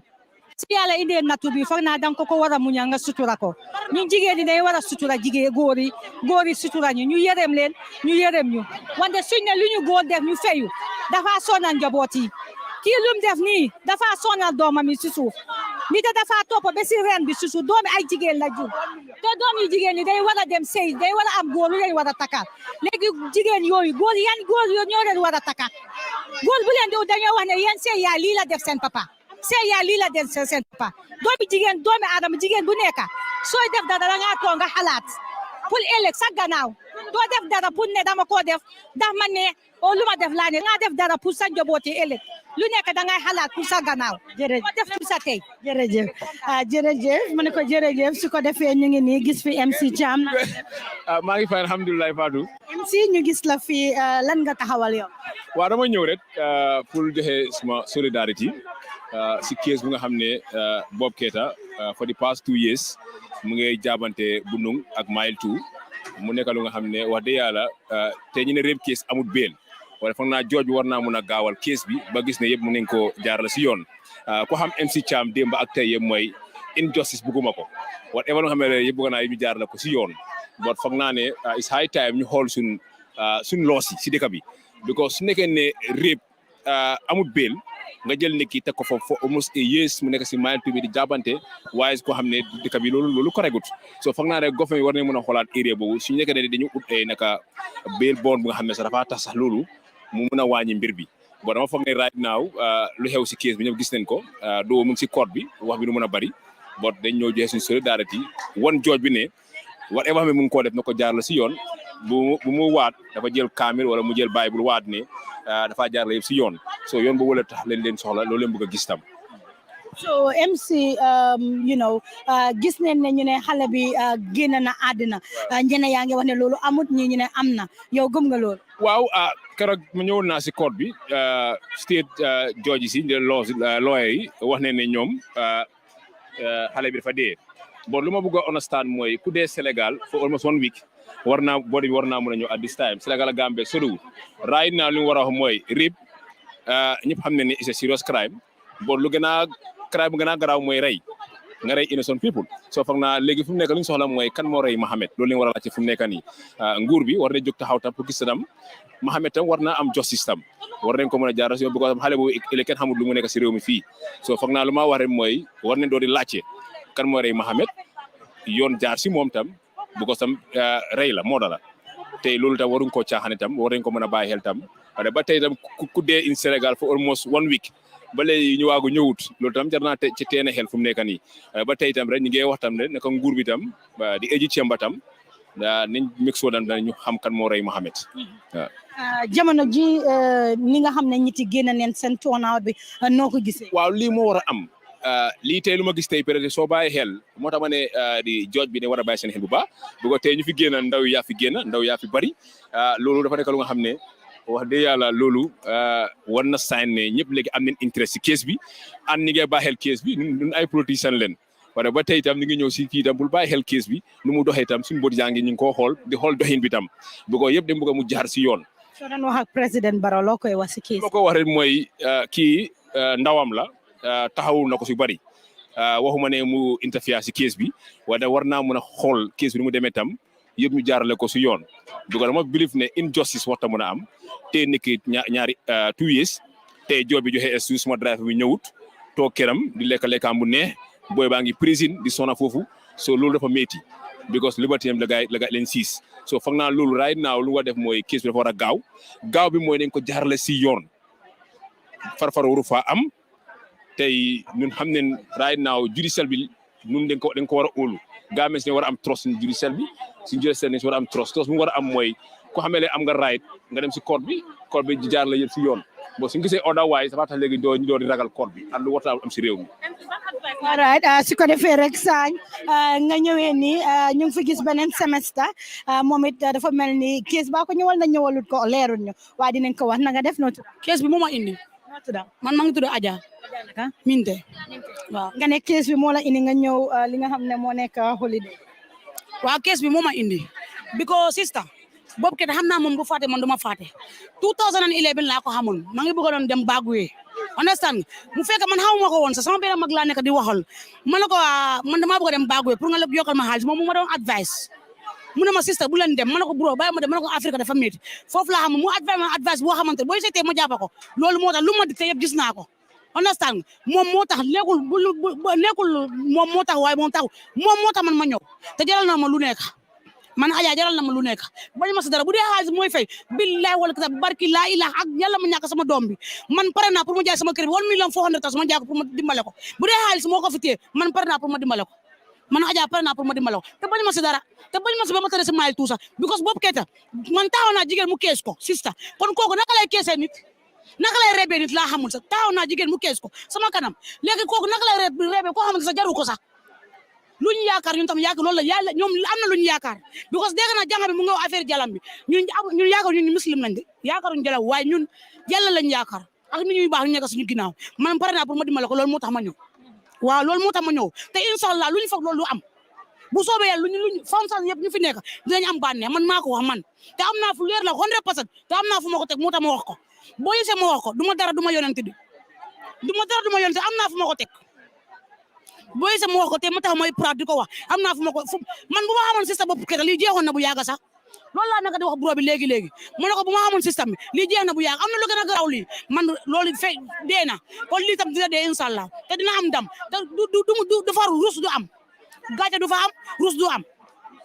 inshallah te lu mu ñàkk ne dina ko am bu soobee yàlla dina ko am yëpp man loolu la am pour ma wax man Bob Keita kuy mbokam rek nañ jël sama numéro nomba dina pare naa di ko dimbale 77815 pare naa man pare naa pour ma dimbale ko man Adja pare naa te si sa lii bu jeexul du ma dem lii moo ma fi indi lii moo fi man loolu la am pour ma wax ko nag lii loolu mooy sama wax pare naa pour ma dimbale ko sama nomba bi dinaa ko dugal pour système bi mun a jot 7785569 mooy sama nomba ma ngi nekk Tànjee mooy sama WhatsApp bu ñu paree pour ñu dimbale ko nañ ma woo man lu ma xam dinaa ko fa dugal du ma wax ne lii laa fay def waaye lu ma xam dinaa ko fa dugal inshallah xale bi ñu ne génn na àdduna yow gëm nga loolu. loolu tamit dafa important li nga wax noonu loolu dafa important because xale bi dafa génn àdduna number one xale bi ñu ko yóbbu ana ñooñu number two oto ñu ne oto lañ ko dugal ana oto boobu ak ñaata nit ñoo nekk si oto bi loolu foofu tam dafa war a leer because am na ñu ko yóbbu xale bi yóbbul boppam du noonu am na ñu ko yóbbu sista te am na ñu fa nekkoon si oto du moom du papam kese léegi man foofu laa bëgg mu leer rek ñu leer dañ ko bëgg lii yëpp sista xam nga lan la dañ ko bëgg a tuumal waaye duñ ko tuumal waaw tuumal du am Bob Keita lu mu def na 2 years bu mu tëral ni dañ ko tuumal waaye inshallah man suma amul man xam naa xaw ma dara de waaye suma amul nomba sista wala nomba yaayam kon lii jeexoon na bu yàgg am na lu gën a metti lii boo ñëwee tànne ko laajte Adja xam nañ ma tefes tànne boo fay si garage ko laajte Adja xam nañ ma muy driver muy ku nekk xam nañ ma man suma amoon nomba Bob Keita yaay Bob Keita lii jeexoon na sena mu ne moom jaral na yaakaar man nit ñuy baa ñu nekk sama ginnaaw ak sallallahu alayhi wa sallam loolu laa ak yàlla ak yonent man yoo laa yaakaar te li dina jeex inshallah soo doon wax ak nguuri Gambie si wàllum case bi loola naa wax man li ma mun a wax nguuri Gambie Adama Barrow laa am ak affaire moom laa mun a waxal because tey moom mooy suñu kilifa ñun yëpp moom xam na moom Adama Barrow bu toogee si néegam mu toog mu xelaat ak xelam moom dina xam ne lii Bob Keita deful lii dañ ko si tuumal lañ ko nekk man li ma ko mun a advice si mu ne jóg pour mu dimbale doomi jàmbur ñu bàyyi ko man loolu laa am pour ma advice ko man moom su mu nee moom Adama Barrow man waxuma kenn moom laa wax su ko mu nee dimbale pour moom xam na ne moom Adama Barrow xam na lii luñ ko teg ni du dëgg moom moo ko gën a xam si ñëpp xam na Bob Keita luñ ko tuumal ni du dëgg amul dañ ko tuumal man lu ma ko mën a advice because suñ kilifa la suñ papa la lu ma ko mën a advice mu jóg mu dimbale Bob Keita man loolu laa am pour ma def because MPP ñu ko dugal si affaire bi ñu ne MPP moo nekk ginnaaw seen ñoo koy dimbale man Europe laa nekk Spain laa nekk mu dégg wax bi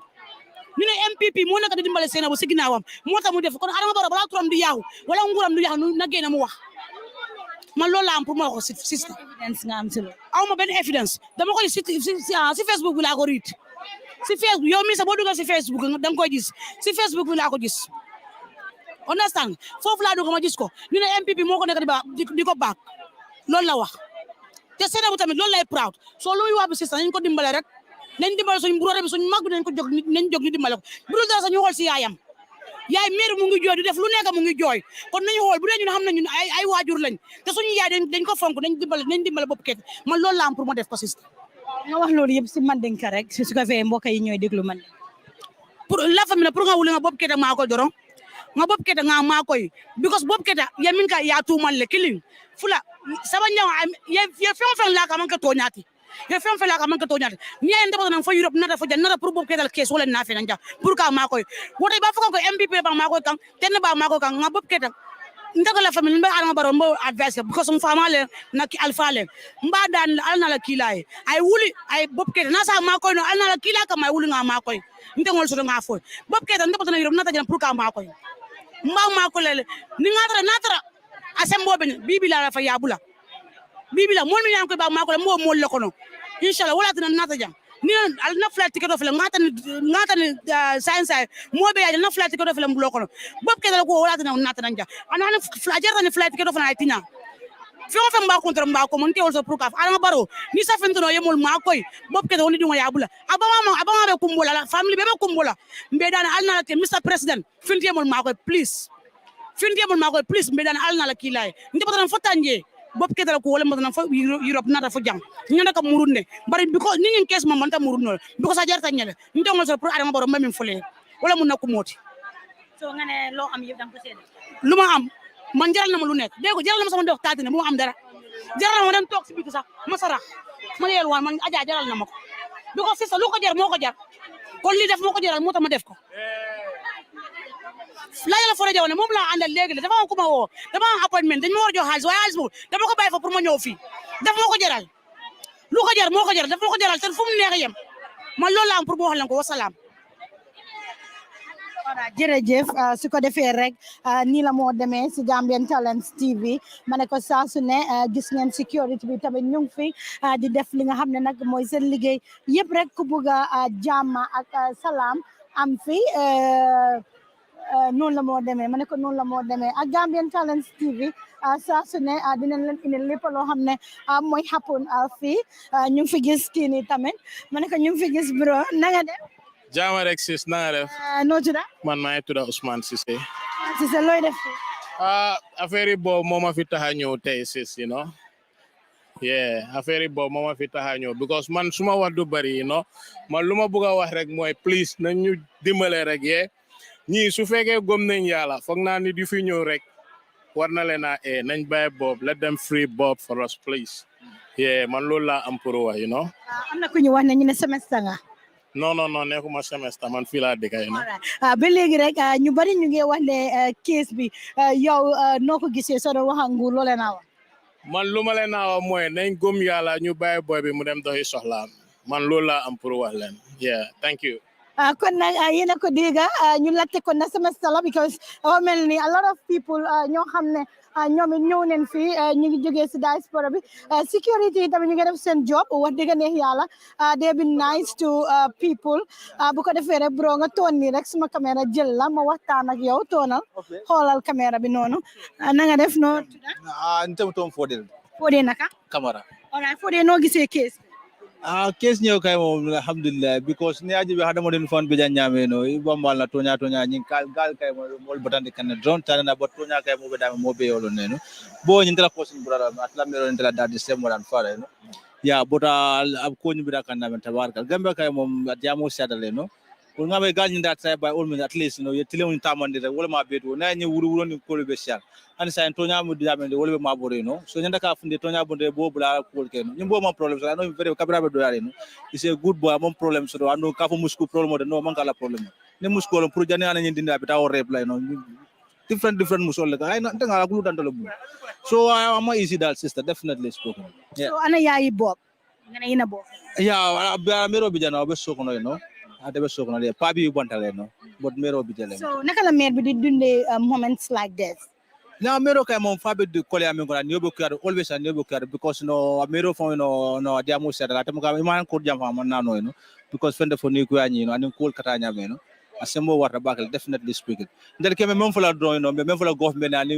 dawda ne mina ko mo ren kido ni na ko la no ya tay bo nyum life because almost 2 years I know abetane na la mo ka fem fallo mo ka understand fa ka mem fo melan ko no is genuine no so am I easy nak definitely speaking mero ina bijela bara ni o ko yarim bakal ari ala ni o ko yarim bakal yeah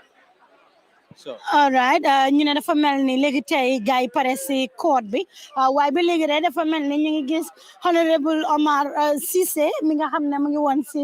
assembly bi di honorable Omar Cissé former national assembly member bi ñu ko gis right now ñu def ni rek seet na dinañ mëna wax ak mom seet lan moy xalaatam ci li nga xamne moy case bi de wara xam kat mo rey Mohamed ñi nekk fi yeb nañ dem si police station si joxe complaint ne na police dem find out kan moo rey Mohamed because tam réeb si Rosna wa dem rey tam moo gën a garaaw ca ba xamee yaa ngi fii nañ dem si police station si war ne dem nga xam kan moo rey Mohamed police dem ñu find out loolu kon nag yéen a dégg MC Thiam honorable Omar Cissé su demee rek ñoo xam ne lu mu nekk tut national assembly member moo tax parewut ku wax si li nga xam ne mooy case honorable Omar na nga def jàppale ma rek jël may na nga def salaamaaleykum baalal ma ci yàlla seeta former national assembly member la su waxut rek ngeen xam ne amatut Gambia at hand baalal ma Aïssa naka baalal ma rek kulan non mënu waajal interview fu mu nekk nii waaye yaa ngi ñëw si code MC jëlal interview waaw waaye moom leen bëgg a waxal ana léegi daal lu mu nekk du national assembly xam nga léegi déedéet loolu moom dafa bëgg a maandu si case bi war nga man wax kat lu tax mu ñëw fi xam nga dafa ñëw joxe lu tax mu ñëw xam nga mu dafa ñëw observe waaye moo tax ñun tamit dañ ñëw ko observe gis ñu fi nekk te moom it am na kaddu bu baax a baax si réew mi den bëgg a dégg si honorable Omar Cissé baalal ma rek dama baalal national assembly member la woon yéen a ko gis ñëw na fi ba pare mi ne du wax kon yéen ñi seetaan nekk leen jooj bi lan laay wax lu tax nga ñëw maa ngi nuyu ñuy xoolaan ñëpp di sant ñëpp di leen gërëm waaw looy def fi dama ñëw fekkee lu ñuy fekkee rek waaw noo gisee case bi non case bi mënu ma ci wax dara fu mu nekk nii unless gars yi ñu def seen ruling ba pare ma xam ban idea laa am ci affaire yi wala ban opinion laa si am waaye fu mu nekk nii mënu ma ci wax dara ñu bàyyi la waaw kon nag yéen a ko dégg si Sekunda baa ngi noonu waaw GDC seeni jigéen a ngi nii taxaw def white am gaa ñu ne naka white for and peace jigéen ji nga xam ne jigéen ñi GDC yaa ngi nii na nga def. maa ngi nii rek sant yàlla sant. Remi Diagne nuyu naa la ma bàyyi la rek nga wax ñu wati sa tur ak sa taxawaay si GDC. kañ man maay national mobiliser te lañ ñëw pour solidarité lii fu mu nekk du affaire politique lii affaire yi réew mi la ak suñ doom xam nga fu mu nekk justice rek lañ bëgg pour bopp te incha allah yàlla dina ko def waaw ku nekk yaay rek war ngaa génn pour solidarité pour bopp parce que soo amee sa doom bu góor mu dem ba war a doon dara ñu jël teg ko tuuma goo xam ne wéruñ ko fen moo tax ñuy génn comme niñ ko waxee ñëpp di ko waxee rek kenn supportul réep parce que ñun am nañ doom bu jigéen am nañ doom bu góor waaye nag suñ doom bu góor lañ jóg pour sooyal ko solidarité daal ñu àtte ko ci lim dina gaawee waaw loolu ma tax soo doon wax si case bi moo especially si nguur loole naa wax 3 years or more than that looy wax nguur understand ma sa question ñu bari ñu ngi wax ne nguur bi waroon nañoo jàpp si case bi warut a yàgg nii noo gisee waaw man bokk naa si ñu ne war na see jàppa waaw war na see jàppa taxawal ko mu dina gaawee parce que xale boo xam ne la xale buy dem la te jóg nañ pour arrêter xale bi su nekkee ne lim def loolu lañ wax ne moom la def te man yaakaar naa ne defu ko man dama bokk si ñi nga xam ne dañoo ne free bopp waaw man dama bokk si ñi wax ne free bopp parce que xam ko xam bopp xam taxawaayam gis kanamam xam ne liñ ko tuumal defu ko waaw nañ ko fast tracké rek baax na waaw jërëjëf Remi Diagne a ngi noonu yéen a ko dégg beneen jigéen a ngi nii ma ne ko beneen jigéen a ngi nii koo xam ne ku ko xam-xam ko social media si ko defee rek ñu nuyu ko na nga def ak sa tur jaama rek loo ñu mën a wax sa tur ak la mooy sa taxawaay si kees man la Rina borom Rina skin care loo ñu mën a wax si kees kees bi dafa nekk loo xam ne man tey dama rus xaas jigéen te xam naa ne keneen ak keneen tamit is the same thing because dafa am loo xam ne sëy dafa nekk loo xam ne dafa xóot lu nekk mun naa nekk si biir diggante bi waaye su dem problème demee ba am nga war koo weer nii comme géej dafa ruslu te lii dina ñaawal turi jigéeni Gambia ba nga xam ne keneen ak keneen góor sa su la war a defal teraanga dafa xalaat ne kii ëllëg su demee ba am nii la may def so lii dafa ruslu secondly ñun man dama feel ne justice amut because rape case dafa nekk loo xam ne is unbearable so therefore dafa war a nekk loo xam ne dafa war a gaaw doo mën a téye nit ki 2 years yaa ngi ko teg benn place mënuloo am évidence si moom mënuloo koo bàyyi te kooku dafa am jaboot breadwinner la moo yoree famille yëpp mënuñoo understand rape case bi dafa nekk loo xam ne fu mu nekk nii dafa jaxase réew mi yëpp ku nekk dafa jaaxle kenn mënut a xam lan ngay wax ak lan nga dut wax soo fu mu nekk nii dafa nekk ñun right now lu ñu soxla mooy ñu bàyyi Bob Keita mu ñibbi loolu rek lañ soxla fii right now. soo doon wax ak nguuri Gambia loole naa wax. man nguuri Gambia lu ma wax nguuri Gambia mooy man nguuri Gambia su ma bëggee wax sax wax bi du rafet dafa ñaaw parce que Adama Barrow Bob Keita nitam la ñun ñëpp xam nañ loolu soo su fekkee ne yow yow Yaya Jammeh xajam mu ndaw sa doo ko toroxal waxuñ ne mu def forcé mu def by force mu génnee bopp waaye ñi nga xam ne ñoo yoree kees bi na leen woon ne kees bii nii Gambien si yëpp a teg seen bët defal li war doo mën a téye ki 2 years war nga am évidence si diggante 2 years benn weer sax war nga am évidence nga proof sa boppa waaye yaa ngi ne lu nekk mu ngi xew yaa ngi toog man definitely am very disappointed te waa UDP ak yeneen ñu jógee si yeneen partis ñu ngi taxaw di jàppale Bob te yow Bob si yow la jógee campagne na la lii dafa ruslu so xale bi ñu ne dafa dee gëm nga loolu ndax xale bi kay su dee suñu waxee ne dafa dee kay gëm naa ne dafa dee waaye lu ko rey loolu laa xamul lu ko rey jaaxal na ma démb laa dégg benn audio xale bi dafa des si biir moto yaa ngi amee sa caabi moto yaa nekk di dawal moto nga wàcce si biir moto bi nga bàyyi ay xale foofu noonu ma fa ne yow yaa war a mujjee lok sa moto bi soo lii dafa war a nekk loo xam ne dañ ko police yi dañ war a investigate daal boobu mënuma see wax much waaye police yi dañ war a investigate ñu xam lan moo rey xale bi because xale bi tamit life am dafa important definitely. jërëjëf ma ne ko jërëjëf bu ko defee rek ñu def nii rek waxtaan ak jigéen bi na nga def noo jaama rek alhamdulilah maa ngi tudd Mariama Kamara. Mariama loo ñu mën a wax si keesi Bob Keita bi. man de kees bi daanaka niki barki demba rek laa yëg affaire si waaye affaire si naxari ma ba bëgg a dee wax dëgg neex yàlla maa ngi ñaan yàlla Thiès bi ñu jeexal ko si jàmm ak salaam ñu bàyyi Bob mu free waaw man daal loolu laa nekk di ñaan parce que Thiès bi man moom daw jàpp te suma xel daf si tey trop d'accorduma lu jigéen bi wax daal Bob laa àndal daal ñu bàyyi ko mu free loolu laa bëgg. yéreem bi sa yére bi lan leen si bindal ni justice deny is justice deny mi ne free Bob Keita. waaw free Bob Keita loolu de lañ bëgg waaw man xaw ma ko de ci saat bi moom dama ko jënd sol ko rek pour support ko ngir jigéen la maa ngi bëgg daal ñu bàyyi ko mu. saat bi ñaata nga ko jëndee. $300 laa ko jëndee 300 laa ko jëndee waaw. ñan ñoo ko nekk di ko jaay. non man booy bi daf ma ne sax jaay ma alali jàmbur la ma ne ko dimbale ma rek waaw mu jaay ma ko. mu ne keneen la ko printal waaye ma ne ko dimbale ma rek waaw mu jàppale ma jaay ma ko daal waaw loolu daal laay ñaan yàlla daal ñu bàyyi ko daal xale la waaw xale la dafa am na lu bari lu ko war am na lu bari lu koy xaar ñu jàppale ko daal ñu bàyyi ko moo gën 2 years loolu tam dafa bari bi booba ba léegi Thiès bi mu ngi noppi dara doxu si loolu tamit rafetul nañ ko bàyyi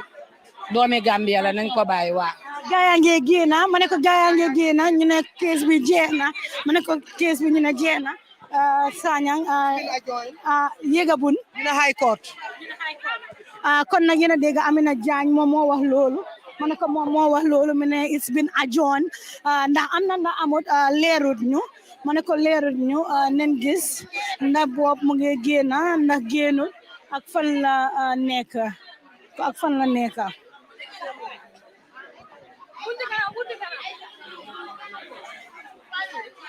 right now nag xamagun ban boor la ma ne ko xamagun ban boor la gaay di demee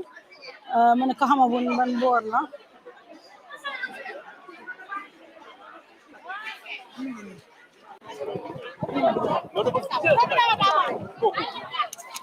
ma ne ko xamagun ban boor la ma ne ko xamagun ban boor la gaay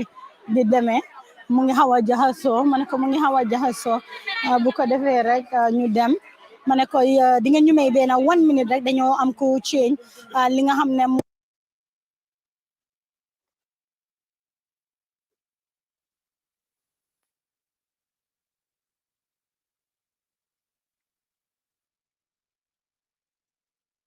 si biir code bi nag xamabuñ si dara parce que mënuntoon na dugg si biir waaye suñu reporter bi di Aïssatou Koli mu ngi woon si biir xam naa ne nag dinañu ñëw waa exactly lan moo xew ak naka la xewee kon nag nen xool nu mu fa demee yéen a ngi dégg free Bob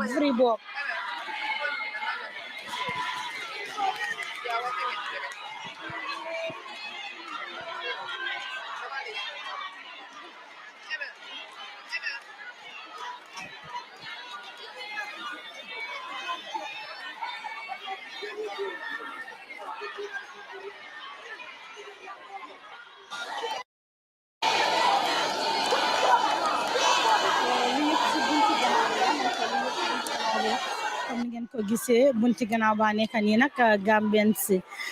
taxaw nag di wax li nga xam ne moo nekk free Bob Keita mu ne ko Gambien si a nekk nii taxaw di wax free Bob Keita naka la Bob nag di ñëwee we not sure naka la moo ñëwee nag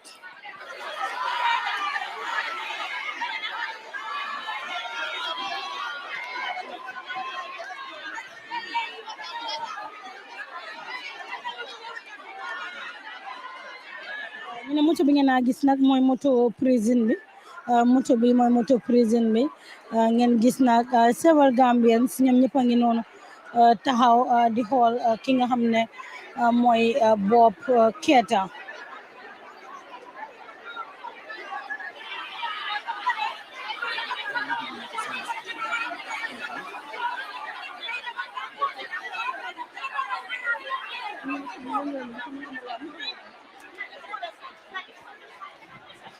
kon nag yéen a ngi noonu di ko gis ñu ne booba ngeen ñëwee di other side ñu ne mu ngi ñëwee di other side so mu ngi xaw a jaxasoo nag yéen ñi nga xam ne yéen a ngi seetaan di ngeen ñu gis ñu ngi dem si different place yëpp rek ku indi leen li nga xam ne moo xew ma ne yëpp rek ku indi leen li nga xam ne moo xew so naka la moo ñëwee o naka la moo demee loolu yëpp nag we not very sure so nen xool rek ma ne ko nen xool Hello.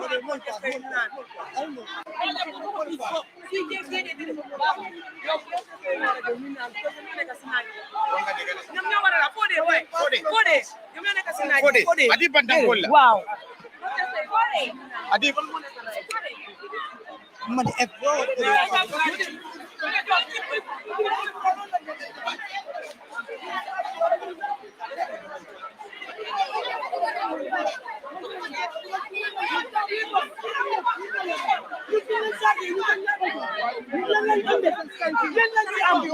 yéen lañ fi am waaye tamit suñu raay dañ ko xuloo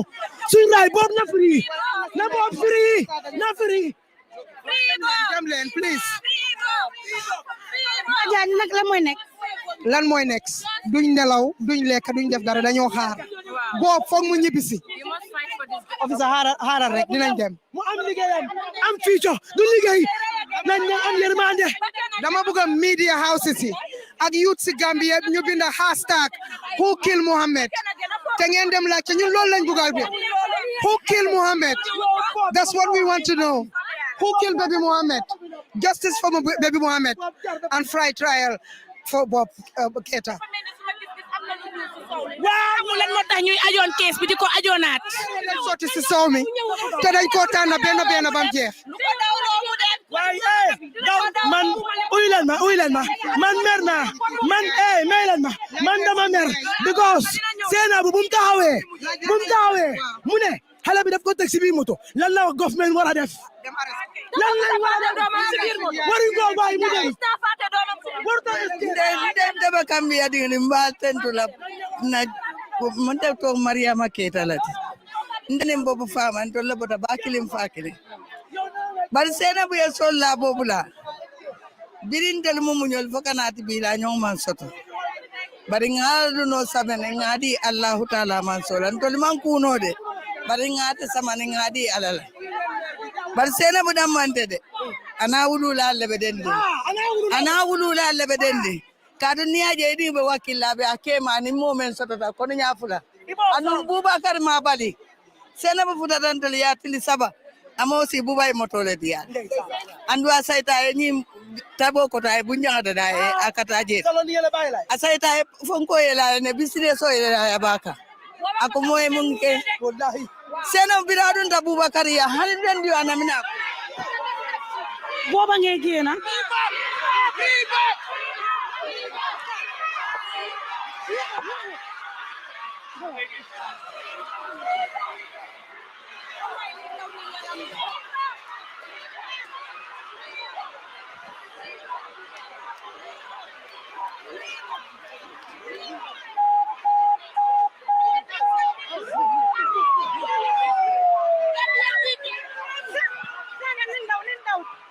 nen ndaw ñun ñoo gaañ wayaay woy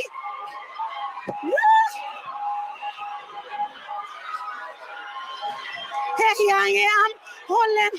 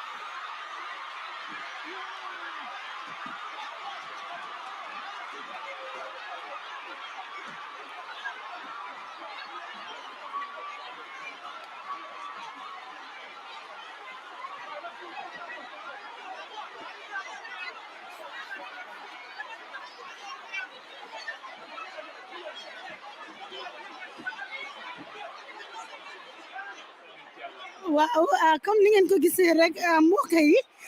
nit yaa ngi sànni ay ndox ñi ngi sànni ay butéel ñu demaale ñu wane loolu ñu dem so yéen a ngi ko gis yéen a ngi seetaan Gambian Talents TV live and direct ko yéen a ngi seetaan Gambian Talents live and direct askan baa ngi noonu di génn askan baa ngi noonu di génn gaa ngi wax free Bob serious ndeysaan it's been emotional am na sister yoo xam ne ñu ngi jooy ma ne ko am na ñoo xam ne ñu ngi jooy ñu ngi feel very emotional this current minute ma ne ko ñu ngi feel really emotional ma ne ko ñu ngi feel really emotional yéen a ngi ko gis waaw ma ne ko ndeysaan ma ne ko moom ngeen nekk di gis right now moom ngeen nekk di gis su ko defee rek ñu waxtaan ak broda bi na nga def sa tur bi ak yow yaay kan. maa tudd Ibrahima Biaye digga from Bakaw Newtown Bob suma waay la since my dem primary school grade 1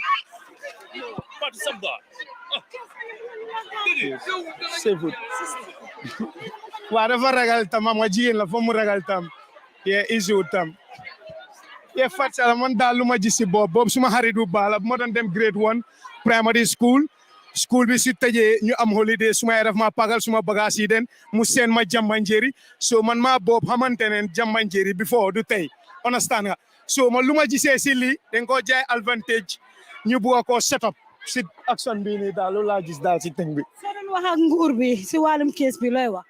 Adama Barrow la njëkk a brief président Adama Barrow try nga waa chief justice bi ngeen toog ngeen bàyyee cabinet bi pour Bob mu mun a free Bob suñ ko jëlee Adama Barrow xam na something about cases bi ak justice bi nii su nekkee xale bu jigéen bi dafa nekk ak ministre xariti Adama Barrow mu ñuy nekk ak moom yéen a jox xale bu jigéen bi power xale bu jigéen bi lu mu def nii baawut lii sa dafa tax Gambien si ñu ragal war a taka jabar ku taka jabar doo nangu sa raki jabar mu ñëw stay sa kër wama leen Gambien si bu leen taka jabar de waaye soo leen takee jabar ngeen meeg soo seen jabar seen rakay ñu am na fu ñoo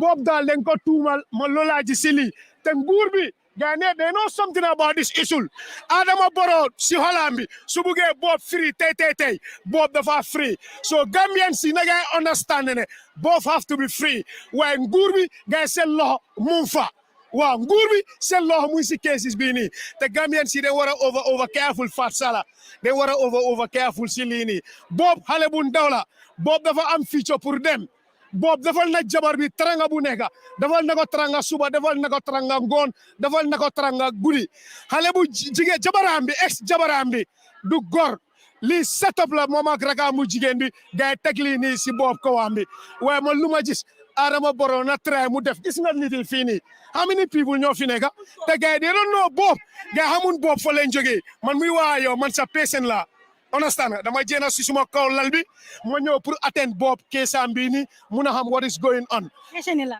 am na ñuy seetaan yoo xam ne. man am naa accident tànka moo ma métti am naa serious pain time bi dama am appointment sa war a dem Afrimet ñu maa call understand nga waaye ma ne ba ma ñëw attend Bob keesam bi Adama Barrow su nekkee nga maa dégga ngir yàlla nga déglu ma bu baax sa ministre yi su nekkee dafa am ku nekk ak Bob jabaram bi mu bugg a jëlal Bob jabaram bi power ex jabaram bi please président bi ma la advice nga waa sa chief justice bi because man justice Gambia I don't trust him for nene justice I can call them from muy minister of justice muy defense of the justice ñëpp trustuma leen ñëpp gis nañ man Ensa Fall laa nekk soobee yaa waaye ñëpp xam nañ waaye I'm 100% of sure sax 4-9 moo daw si time election boobu noonu UDP ñoom ñoo win election boobu noonu so ñu careful suñ jooja si li ñoo def ak li ñoo opératé bu leen nee jaay nit yi doole man action bi nu ma ko gisee Macky Sall bu moo tuumal kii naka la waati Sonko fekk na ma Dakar good 8 days maa ngi Dakar si lopitaan bi mënu ma am chance ñibi suma dëkka waaye Macky Sall moom sa si boppam xam na ne dafa tuumal Sonko gis ngeen kees boobu nu fa demee boobu keesam bi noonu la mel xale bu jigéen bi dafa fen du gor baawut dafa bugg a demee seen tur yi dafa bugg a yaa jigéen yi seen caractère xale bu jigéen bi baawut ñu demee noonu ma ne ko ñu demee noonu ñu ne Kek Sané moo amee details si code bi su ko defee nag dañoo dem straight seet ni ñoo waxee Kek because mënuñ toon a dugal si biir ku xam li nga xam ne moo xew si biir code bi waaye nañ seet nag dina mën a wax ak Kek Sané ki nga xam ne mooy Bob Keita already moom dem na ma ne ko Bob already dem na right now yéen a ngi gis nag li nga xam ne mooy family members ñoom ñoo nekk fii waaye Bob dugal nañ ko ba dem na jamono ji ñu seet rek naka la ñu mën a wax ak Kek Sané seet lan la ñu mën a wax si li nga xam ne mooy case bi ma ne ko ñu seet rek lan la ñu Kek mën a wax si case bi ko ñu seet lan la ñu Kek mën a wax si case bi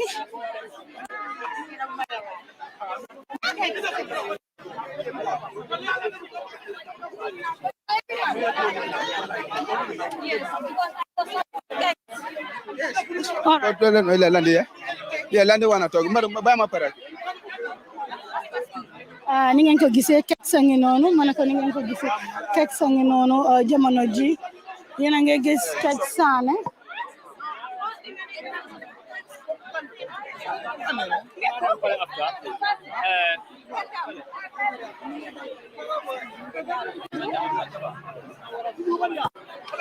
ba léegi rek yéen a ngi nii di seetaan li nga xam ne mooy case bi jamono ji Kek la ñoo try rek ku waxtaanal su ko defee rek ñu xool Aïcha loo ñu mën a wax. Wow. Good day, wonderful viewers out there. You're still watching Gambian Talents TV, and the magistrate or the judge has already adjourned the case for 21st of July at 2:30 p.m. for another hearing, and then we are live here. So.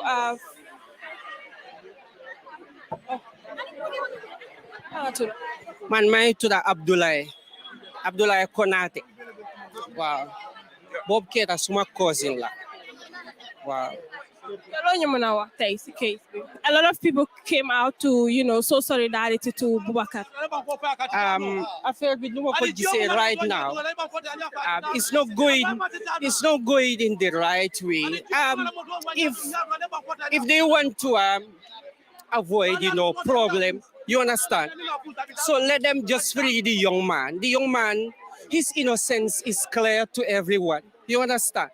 So let them not try to tamper justice. We are not here because of relationship alone, but also to show solidarity with him so that justice can be served. You understand? Because it's clear to everyone. And I cannot understand our Ministry of Justice, what they are trying to do. Clear evidence, you understand, out, but still, they want to tamper justice. We don't want that. We don't want this. So if you look at here today, people came out, in large number to show their solidarity with him. Not only his relatives. I am his cousin, but I'm not supporting him for the sake of relationship alone. You understand? I'm supporting him because he's innocent, and that is clear to everyone. As a concerned citizen, I think I should do this because when other people have issues, you understand, I care and I so concerned. You understand? When they are offended, I support them. You understand? So if my relative, this kind of things happen to him, I should be the first person to come out. Yeah. So we do you have evidence to show that he's actually innocent? Yeah, the evidence in my view here is God who made things clear, not people. Our argument is at one point. That is when the court ordered for the DNA. You understand? That was the time the child was disappeared. You understand? So that is not a sign of innocence. If you are innocent, you don't act like that. So that means there is something fishy. You understand? So you cannot try to, convince people to accept that, you have taken the blood of that child. We were not there. No one was there. So you cannot, sometimes you think, you are talking to ignorance, people who have never been to school. No, that cannot be. And this is happening only in the Gambia. I'm seeing it only in the Gambia. If it is somewhere,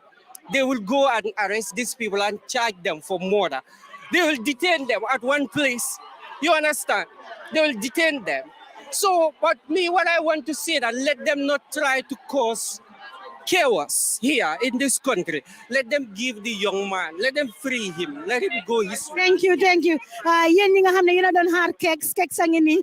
ku indil ñu li nga xam ne moo xewoon si biir code bi. Yeah, assalamu alaikum. Jërëjëf waay. We naran ne ko even ni case you follow kana you're one of the only journalists I can say that was following the case since on the onset. It's even a phone on in case like and there were alternative given by the judge and also the defense probably do not agree to that as well. So in details, just tell us what happened today.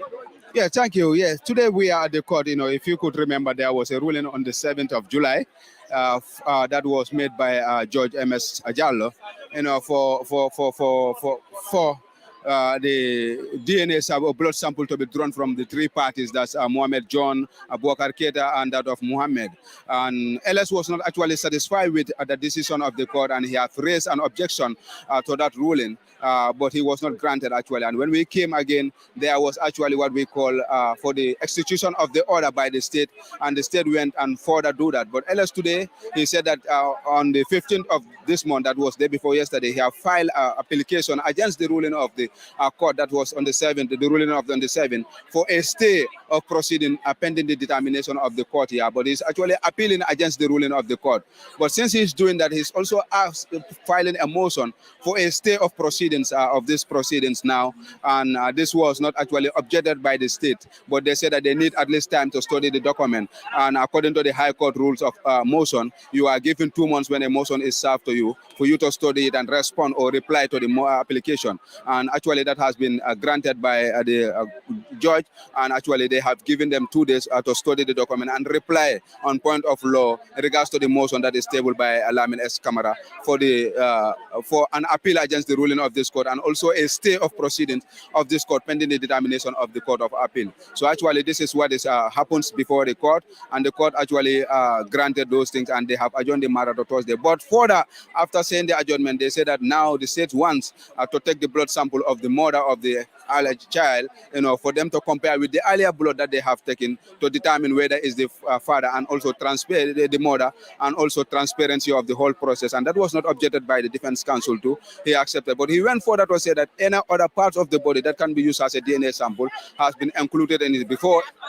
Alternative came in. Before it was just a blood, but now he opens the options, for an other alternative whereby it can be a hair or another thing. But he also assured, no matter how many amount of people come to this court, the justice must prevail. It doesn't matter when one person comes to this court, justice will. It doesn't matter what political affiliation the person is. For him, it's all about justice. So the numbers he appreciates, because this court has been empty for far too long. He's happy that he sees people are coming before the court, but that doesn't change the position of the court. They will make sure that the accused person has the right. If he's not guilty of the crime he's accused of, he will be acquitted. But if he's guilty too, he will face the full force of the law. And the matter is adjourned to Thursday at 2:30 for the hearings of the reply of the state. Time in George adjourned 21st. And now that he has brought another alternative, which is whether the samples will be taken with the hair or another alternative as well. In brief, come nga wax guy say all of tay George lu mu wax. Waaw suma all of the setu na ko. Na isa guy gol tay. Comme lu ma la waxee rek xam nañ case Boubacar Keita moo nekk si kanam state bi moo nekk dañ ko accused of rape minor ko xam ne by that time she was 16, allegedly was 16. So it was brought before the court, and the proceedings has been going on. Tey la ñëw because suñ bàyyoon xel on the 7th bi moo days yu passé woon, there was a ruling si kanami court bi ni pour ñu jël blood sample ñetti nit yi mooy Boubacar ak xale bi ak former boyfriend am bi wala boyfriend am bi before pour ñu jël seen sample bi for a DNA test boo xam ne loolu la ñooy content, because state bi loolu lañ defoon application bi. So buñ defee loolu Lamin S. Camara dafa aggi woon ne loolu nekkul si kanami court bi, lu nekk si kanam court bi moom moo nekk rape, and blood DNA only lu mooy firendu loolu moo nekk ne yow yaay moom papa bi, like paternity la mooy proof, but it cannot prove rape. So let the state council prove their case of rape first. Then suñ buggee xam xale bi kan mooy yaayam loolu they can go in for a civil suit and you enforce ñaari party yëpp to go in for a DNA koo xam ne deretam bi moo ànda xale bi rek then that person can be charged for rape but at this stage bi let them prove their rape case but lii yëpp déggoo amul foofu den ba court bi joxe order bi ne pour ñu jël sample bi so bu ñëwoon fi last Thursday bi court bi compel Bob ak Mohamed John ñu yóbbu leen ñu informe ne xale bi moom dafa feebaroon but balaa mooy gaañu ba mu mujjee gaañu but balaa mooy gaañu ñun jël nañ fa blood sample bi wala Lamin S Camara mu ne loolu dafa tey xel daal because court bi bu mu defa ruling bi dafa waxoon ne dañooy pass order bi te ñoom yëpp foog ñu am order bi balaa ñoo execute the court order bi but kenn tiyewut kayit bi yow fan la ñoom amee order bi pour war a jël deret bi si from the xale bi because you must first have da nga war a am court order bi lu lay may doole ne mun ngaa dem nga jël loolu pour ëllëg si biir ku lay sue court nga xam ne it is an order from the court because there is no law that should compel somebody pour nga war a drag deret from si loo xam bi su nekkul loi because it's a right of privacy te doomi adama bu nekk sa privacy bi should not be compromised unless in a health issue boo xam ne we have an health emergency act bi like suñ foog ne kex dafa am feebar te suñ ko testut ñu génnee feebar bi si yaram bi mun naa waala Gambia yëpp the law can compel me for somebody to take my blood but su dul loolu nobody has right to take your blood so loolu moo nekkoon seen argument bi ne order bi amul so lu tax ñu def loolu so Lamin daal mu ne satisfied loolu te dafa bëgg a court mu put that aside but court proceeded and give an order pour Bob mu dem mu jox deretam bi ak Pa Modou John so loolu la tey mu ñëw si court bi mu ne moom dafay bind court of because soo nangut si court bu mag bi yooy high court bi am nga doole pour nga dem si court of appeal bi moo nekk si kawam so moom mu ne on the 15 mooy barke démba dafa bindoon an appeal against the ruling of Mohamed S Jallow ne wax ne lu mu àndal lu mu doxee lu mu dogee ruling bi daal moom kontaanu si jaaru ànduur si jaarut ak loi bi so dafa bëgg pour court of appeal bi pour ñu gestu affaire bi moom nu mu ko defee so mu pass a motion mu pass an file an appeal so but so file an appeal still now case bi mu ngi dem mun nañoo téye ñaari décision so foog nga suspend benn so mu ñëw fii tamit par a motion of stay of proceedings moo nekk pour court bi taxaw seen wax bi yëpp ñu déggul court bale lan la ñooy détermine su kooku déterminer case bi den ñu doog a mun a continuer si luñ nekk fii so loolu lañ nangoon te state council bi tamit bañul si loolu but mu ne am na nañ ko may time because tey la receive motion boobu nañ ko may tuutaan te dëgg la soo demee si high court order of lifin motion bi suñ la passé motion dañ la may ñaari fan pour nga gëstu ko nga xool su ñaari fan na du ko passé da nga war a tontu so moom mu ne dina ko study si ñaari fan mu tontu Lamin S Camara si point of law bi so code bi nangu loolu but code bi tamit dem na léegi yokk na leneen loo xam ne nekku doon foofu because woon ñu ne blood deret rek ngay jël soo buggee test bon léegi mu ne léegi mun ngaa jël doomi adama si yaramam bi loo xam ne daal mun nañ ko use pour lifin sample DNA test ndax kawar la ndax loxoam bi la ndax saliva am la loo xam ne daal mun nañ koo test moom tamit jox na loolu but state council bi tamit ñu ne pare nañ léegi pour jànxa bi moo nekk ku biroon ku waxoon ne moo bir yaay bi pour ñu jël moom tamit blood sample am bi ñu compare ko ak seen first blood bi boo xam ne loolu lañ jël waxoon ne dañ ko jël si Mohamed pour ñu examine ndax yaay bi moom mooy yaay bi te xale bi mooy blood bi tamit si kooku la jógee te loolu ñoom tamit ñu ne pare nañ Lamin objecte si loolu mu ne pare na bot mu ne dafa bëgg a déggul code bi process bi luñ jëlee fii moom àndut xam nga lu ma lay wax te loolu moo tax bokkul sax demul si hospital bi pour war a fekkee fu ñoo jël clé am si mooy Bob Keita deretam bi because su fa demee dafa mel ni daf ko may doole daf ko may luwa te àndut ak luwa so loolu moo tax demul foofu so mu ne ba code bi déggul loolu moom daal na ñii xaarangum so moom du mun a wax si dara but mu ne wax na code ne man am na loo xam ne ekkati naa ko fii te saa bu nekk su ma ko waxee da nga ko dee bàyyi xel moo nekk ne man am naa right pour ma bañ si sa ruling bi loolu suma fundamental human right te bañ naa si ma wax la but yow yaa ngi maa wax ne ba tey you are satisfied with blood sample boo xam ne jël nañ ko si xale bi yow fekkeewuloo ko te amul benn évidence boo xam ne ñëw na si code bi di la wone ne nii lañ jëlee blood bi si xale bi te si anam bi lañ ko jëlee te kii moo ko fekkee yow naka ngay waxee ne nangu nga loolu man loolu dafa isi ñaawte dak si suma xel bi ne te foog naa ne da nga war a respect suma right of appeal bi nga bàyyi ma appeal this case bi so code bi waxul dara mu def ruling bi léegi moom mu ne dafay xaar court of appeal bi ñoom lan la ñuy wax si ruling bi moom du si mun a tontu dara so mu ajoon maata bi ba aramisa bu ñëw ni 2:30 si court bi fii. You as a genuine Gambian, how do you see the proceedings of the court since on the onset? Yeah, it was at the beginning. For now, it is given a speedy trial. But at the recent, there is an eyesore in regards to the whole issue because we are seeing that 33 times a matter has been adjourned before a court. Then that doesn't mean, because they said every criminal trial, you must have what we call a speedy trial. And if you don't do that, then that becomes injustice. So if a court can be adjourned for 33 times without any justification, we will say that the accused person was not given all the right of fair hearing. But now, after the outcry from the public and the demand from the public, we have seen a speedy trial, because we can see that Bob will sit 3 days, like he will sit 2 times in a week. Like today he's here, he's coming back on Thursday. So that means that at least every 3 days he's sitting. That is commended from the state, and that's commended from the courts here. And if this trend continues, very soon we will see the end of this case. When it talks about the blood sample, because we have seen the defendants, are saying he does not believe in the process how it is taken. You also, as a Gambian, a friend of Bob Keita, and also a journalist, is the state being fair to Bob when it comes to taking this blood sample from the disease? No, actually, it looked like the court even went against its own decision. Because when the court was making a ruling, it was very clear about the ruling. And he said that, he ruled that a blood sample be extracted from Bob Keita, Pamodo John, and that of Mohammed. But in the process, both this court, a representative of the court must be present, the state council must be present, and even the defense counsel team and an independent person, somebody who is neutral. So these people went and take a blood sample in the absence of all these 3 parties. And, for somebody to believe that, and this is a criminal case, an allegation. So for me and my independent opinion, even I am the counsel to the case, I will definitely not agree with that blood sample. I must witness the whole process. That's called for transparency. In a criminal case, it requires transparency. If you go to the 10 fundamental rights of an accused person, if you go fair hearing and transparency is part of the fundamental rights of an accused person. He must be transparent of any evidence that the state is putting before in their trial. And he must be informed about it prior to even tendering it before the court. That's what the law is saying. What's next? We are just following, and we are optimistic that, definitely, with his belief and determination and the support that we have seen today, this has never happened in this country for 56 years. Maybe political court cases, we could see the number of, but an individual case, you see this amount of crowds has never happened in the country. That shows you that, the vast majority of the governments are in the side of Bob, and they don't believe the whole issue that has been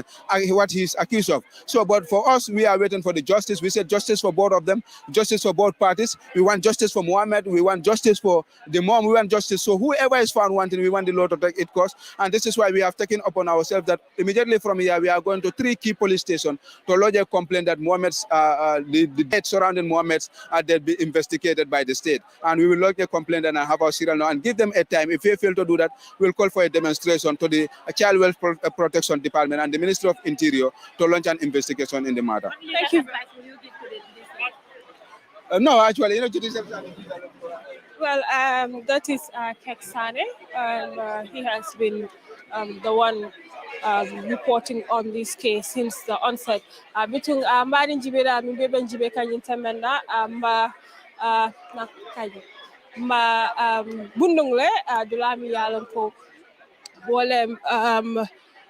Court Dulati, mi yalon ko ye Bob Samanun Janne pro ayala trial ke and fanang Nigel ko